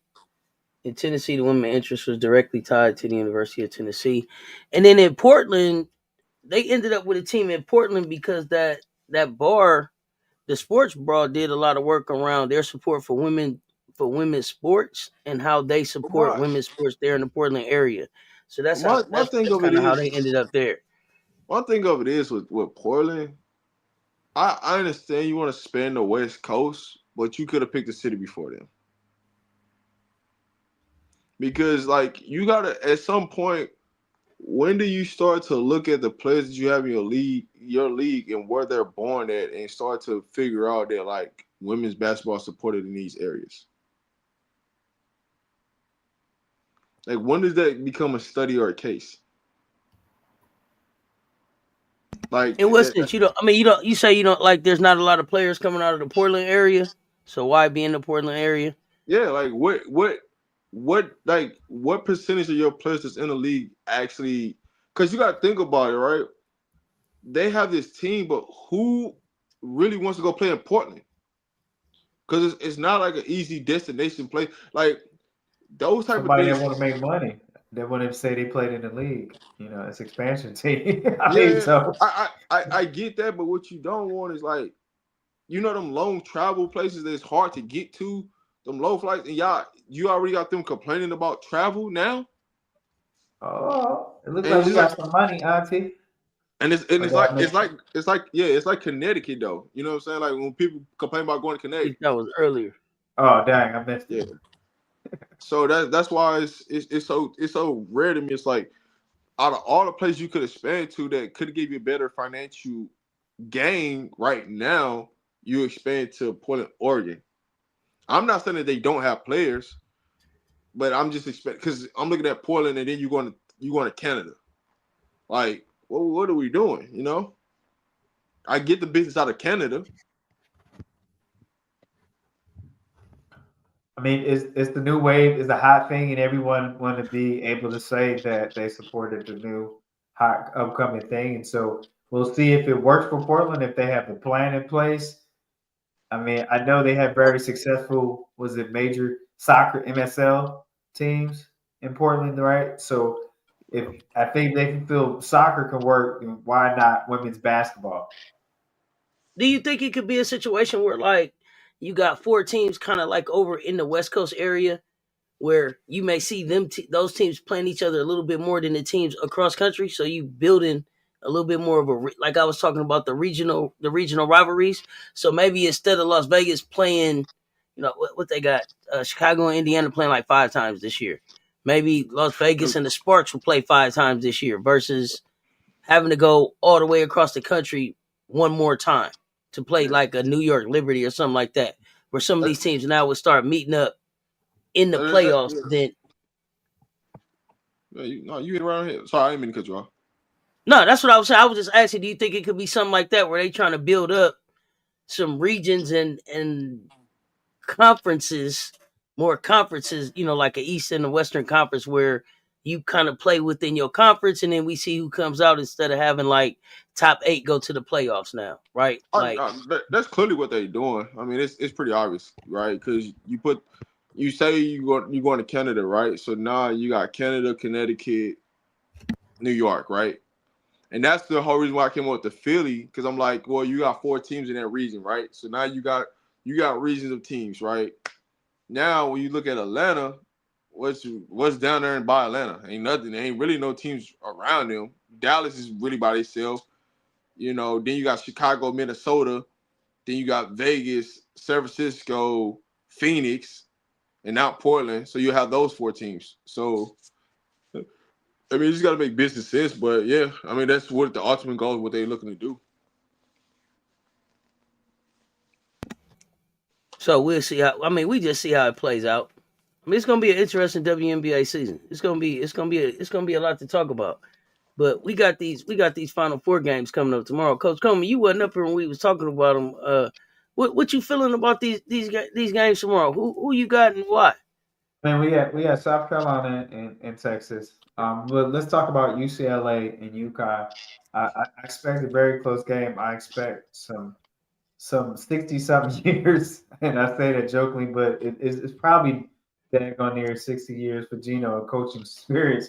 So I expect some of that to play a role in kind of keeping bets at bay and shooters out of the rhythm in UCLA. So I really wouldn't be shocked if UConn beats UCLA because this the way they stretch out the floor offensively, and they're really intentional, and they run some good screen action for Paige all the time. So he's coming off a double, triple screen. Sometimes she's running off the baseline. Sometimes it's wing to the middle, midi. So they throw different combinations of sets there, so it's not the same set every time. And so I think that's a very veteran move. He mixes it up, so it's hard to have what you call be comfortable defensively. Like some teams you'll play against, and they gonna run these same 2 plays for their shooter. You know what it is, but I think it's a good mixed bag strategically. It's not an easy read, and I'm giving credit to a coach that I don't even care for. But when it's a good managed team, when it's a good managed game, you got to give credit where credit's due. So, but I don't care for him. But I got to say, man, he knows how to move the chess pieces on the basketball court. I'm feeling like Baskonomics wants to see UCLA and South Carolina. I'm just gonna be asking. I'm just gonna be what? honest with you. Are you serious? You I'm think they serious. want to see Corey Close versus Dawn I feel Staley like they've been like low key leaning into that for some reason. instead of Gino Dawn? Yeah, it's changing of the guards. Oh, changing out the guards. A woman got to, girl power, woman power. I really feel that. I feel like it's split. I mean, here's a hot take. Wow. Okay. Yeah. So, are South you picking Carolina, Texas. UCLA? Here's the Are you thing picking? is, here's the Are you thing. picking UCLA? I am. I want to see South Carolina beat UCLA in the championship. Just because the way Chloe Coles had this presence in his back as if they have arrived. And if they, you know what I mean? Yeah, leather britches power, FM. So and to be honest, I don't want to see two old fogey coaches Say in the that. championship. I don't want to see Burnt Tomato, Vic Schaefer and pale pruned up Gino. I don't want to see that, man. What? Are you serious? I don't want to see that, man. I don't want to see that, man. Like, it's time to move on. It's 2025. Like, stop beating that drum. Oh, you just dropped a bomb on me, man. What? It's time to move on, man. I'm tired of beating the drum. I don't want to see that white male fragility coaching. Let the Gino females not duke it out the going no. championship. Wait, Gino's a made man, coach. I'm tired of it, though, man. I'm tired. Like, please, man. Then we almost have it all. Yeah. So Coach, yeah, I need UCLA and South Carolina because the way Close been running her mouth. Look, not her mouth. You know what I mean? Coach, wow, you shocked me with that one, man. Listen. Yeah, I don't want to see grumpy old men in the championship. I really don't. They got Sundown and Dementia kicking in, and sometimes Vic he there, he not there. I don't. Well, I got Paige Becker going for 30 and UConn winning. You got. I noticed. I got Paige going for 30. I just want to see SC revenge that 30-point loss. SC revenge the 30-point loss against UConn. That's what I'm here for. You think South Carolina get the 29-point redemption? Yeah, against UConn. Yeah, that's what I'm here for. I don't want to see grumpy. I don't want to see assistant living in time. They should have been walking. Did something different. They should have been in an athletic office department. You stay too long. Let these new coaches come in. You stay too long. And that happens in high school. So high school head coaches, they stay too long. Let the younger coaches come in and establish something. Like, my goodness, please. We just tired of it. We tired. Yeah, I'm talking assistant living. I'm not talking about the Tyler Perry show either. So, here's the best bet. Just don't let Best dribble 2 times. You might have a chance. Right. So I agree with you that Paige is on a heater. She deserves it, but I just don't want to see Gino and his glasses that could look 10 years into the future. He can see 3 plays ahead. I also come to the standpoint though. I just feel like the refs are gonna find a way to get Paige into that championship game, like Caitlin Clark. That's the Basconomics of it, right? I just. And then Vic is on jacket, off jacket, on jacket, sweat, ball up the paper. Let me look at the paper. Let me say something. Let me cross. Let me stop. Take a part by accident on purpose. Come on, Vic. I'm like, go to your little Mississippi Dixieland match, man, and let somebody coach. Like it's been a good run. Like we tired of it. We tired. Oh, send everybody home. Wow. I think Corey about to, shake my hand. 1, 2, 3, Cancun. You know what I'm Shake saying? my hand. Corey All she gone. wrote. This it for her. Corey gone. She gone. She not gonna get to the ship. Nah. I just don't. I just can't trust her. It ain't the fact that I can't trust her. It's just I know her sisters did the work. You know what I'm saying? And so I'm just hoping that all you can hope is her sisters put the right game plan in place. But Gino on a different level than that coaching staff over there. So I got to roll with Gino. I think the thing is and UConn healthy. It is more experience. It is more experience. So I get that. But originally I had UCLA, USC facing each other. Yeah, that's what I say. Don't discount the experience of UConn and how deep they went last year with them young folks. Yeah, now they help. I'm not. I'm just not for it. I'm just being very transparent. I'm not. You just don't want to see it, so the only thing you can do is Right. I'm not denying anything that you say. I'm not denying it can happen, but this is what I prefer to happen. Right. Yeah. So I'm not. I asked you who you got. Y'all run them lights up for us. So, I asked you who you got. That's who you got. Okay. Next game. What do you see? South Carolina, Texas. I see Texas coming out strong in the first half in South Carolina. I see South Carolina having one of the best shooting games they haven't had in the past three games. And it's just something that Texas does to them. That puts them there off. I don't know what it's something petty they do. I don't know if it goes back to the Booker, to the Booker and Bree, challenge there. Whatever it is, it's the assistant coach for Texas. Got the number. It's the assistant coach for Texas. Is it? I don't know what it is, but South Carolina just has this different gear with Texas. I mean, and Texas beat them at their place because South Carolina had a poor shooting night. Let me tell you this. They asked Breezy, "Are you gonna take this one personal?" She said, "Yeah, it's personal. It's still personal." He was like, "I know you didn't want to say the name last time, Madison Booker. You locked her up, but is it still personal?" Yes, it's still personal.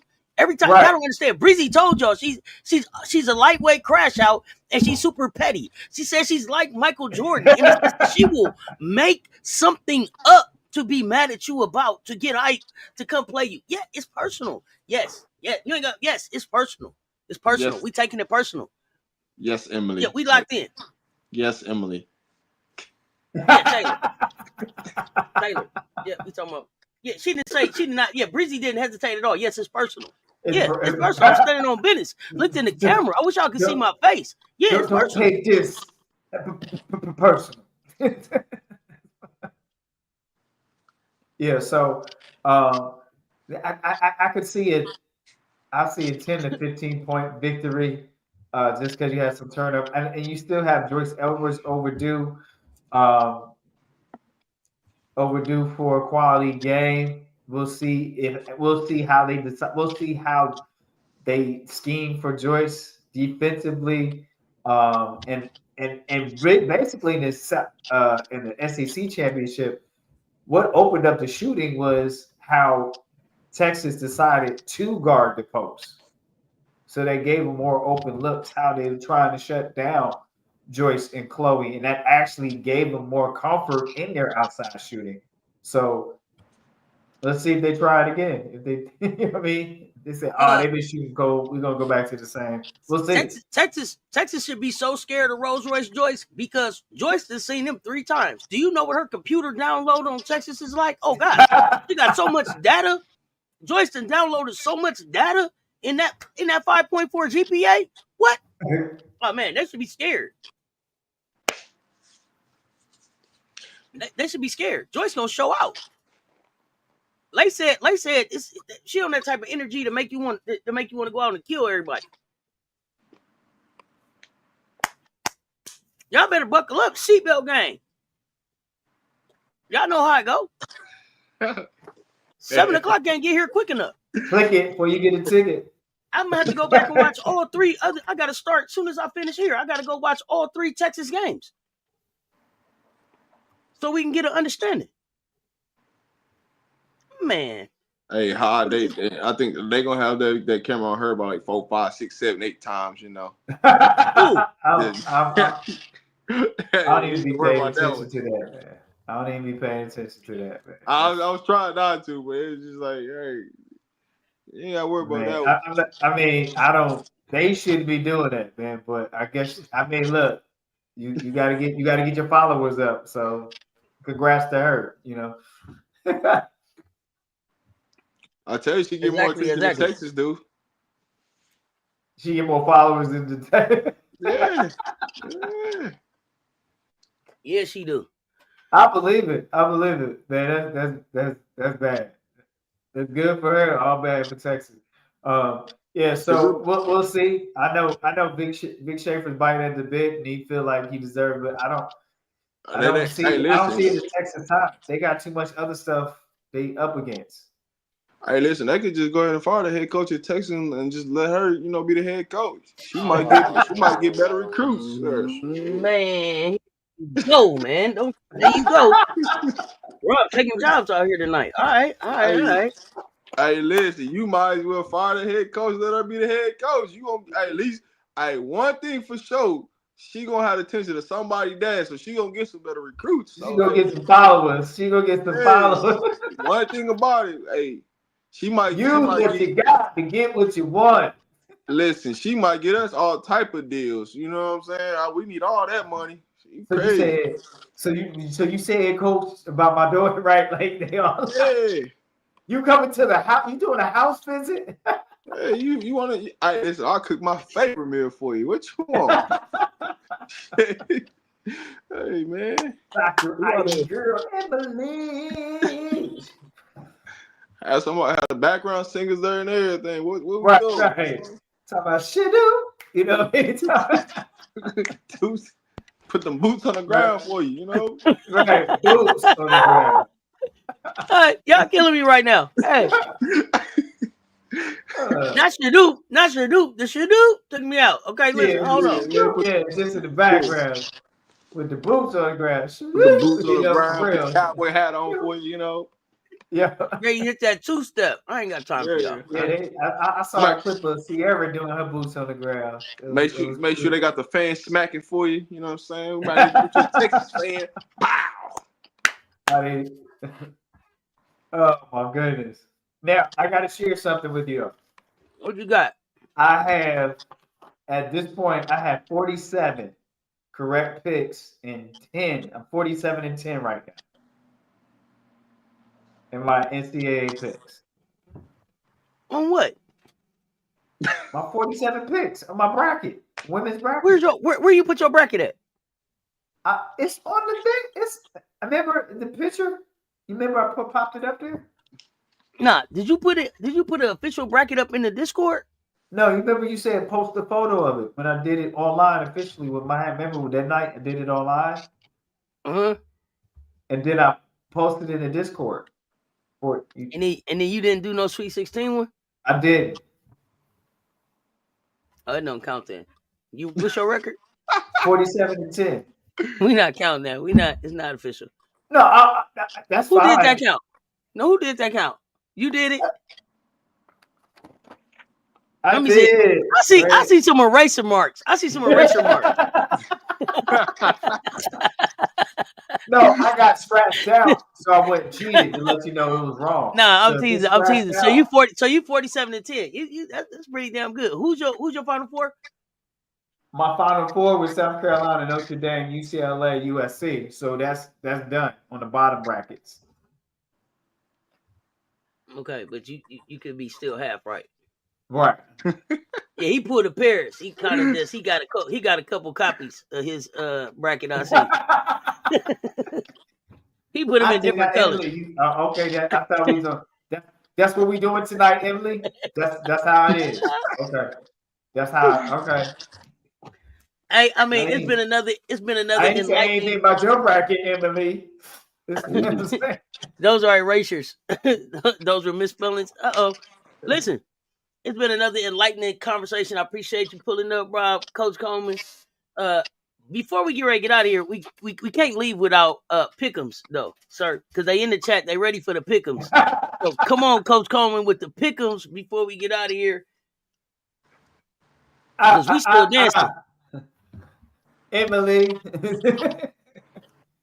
So I give them, you pick them. We got Friday night lights going down for the Final Four NCAA Women's Division I Final Four. So what the first game we're going to talk about? I give them, you pick them. Going with UCLA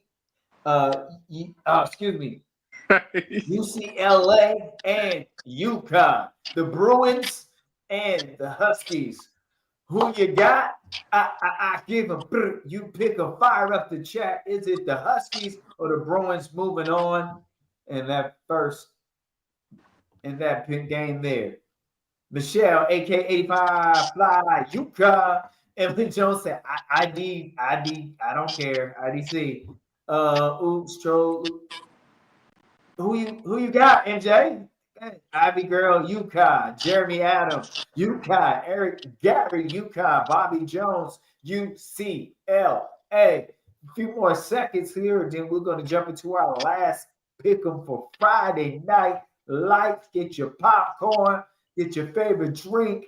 Don't get too sizzle on the sauce so you can enjoy the plays. But hey, drink responsibly. Here we go. We got South Carolina Gamecocks against Texas Horns. Hook 'em Horns. I give them. You pick them. What you mean? Horns down, cocks up. We hard. Let's go. Let's go. Let's go. Y'all know what it is. Right. Don't act brand new. All right, we go back to the last game because he came in late. We got MJ Lover, UConn FM gives me the Gamecock emoji. Emily Jones, set SC bot 15. Dr. Ivy Girl, SC all day, always. Bobby Jones, South Carolina. Michelle, AK85. Gamecocks, seatbelt game, stronger, better, and the Gamecock emoji. Eric Gary, Gamecock emoji. Go, Gamecock. Emily Jones, why you laughing? I find that funny. AB, South Carolina. Until us. Auntie, Jeremy Adams, UConn versus South Carolina. He said it's going down. That's Jeremy Adams' prediction. MJ Lover, Ghostface Picker. Shame on the picker that try to run game on a picker. I will shackle you up. See, he picks SC by 7. Few more seconds and we'll be done. And I can see if I get this sponsor plug right tonight.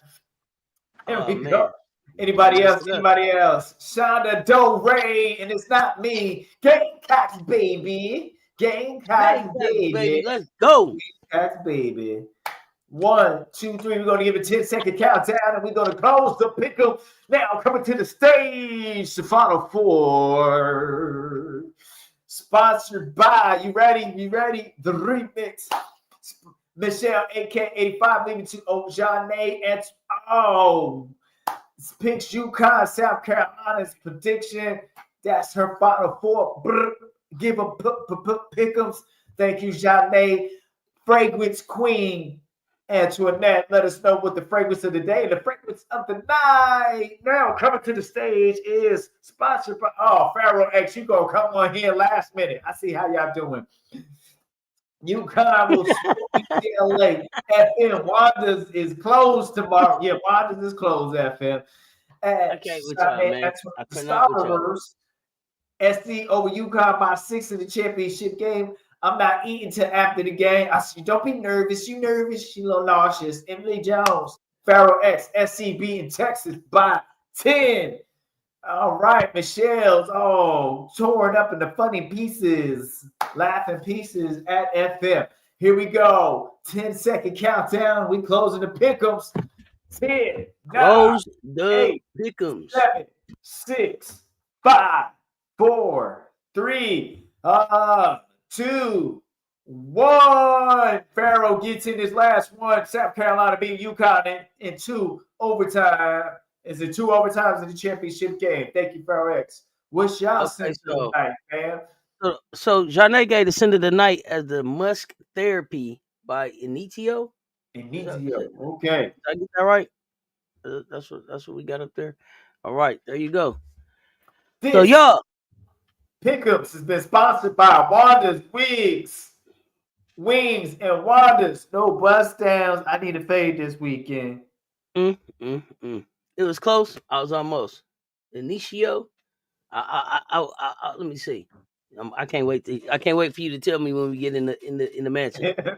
Boots on the ground. Y'all know what it is. Rob, I appreciate you. Coach Coleman, I appreciate you. Until next time, y'all know what it is. Stay tuned. Talk soon. We out.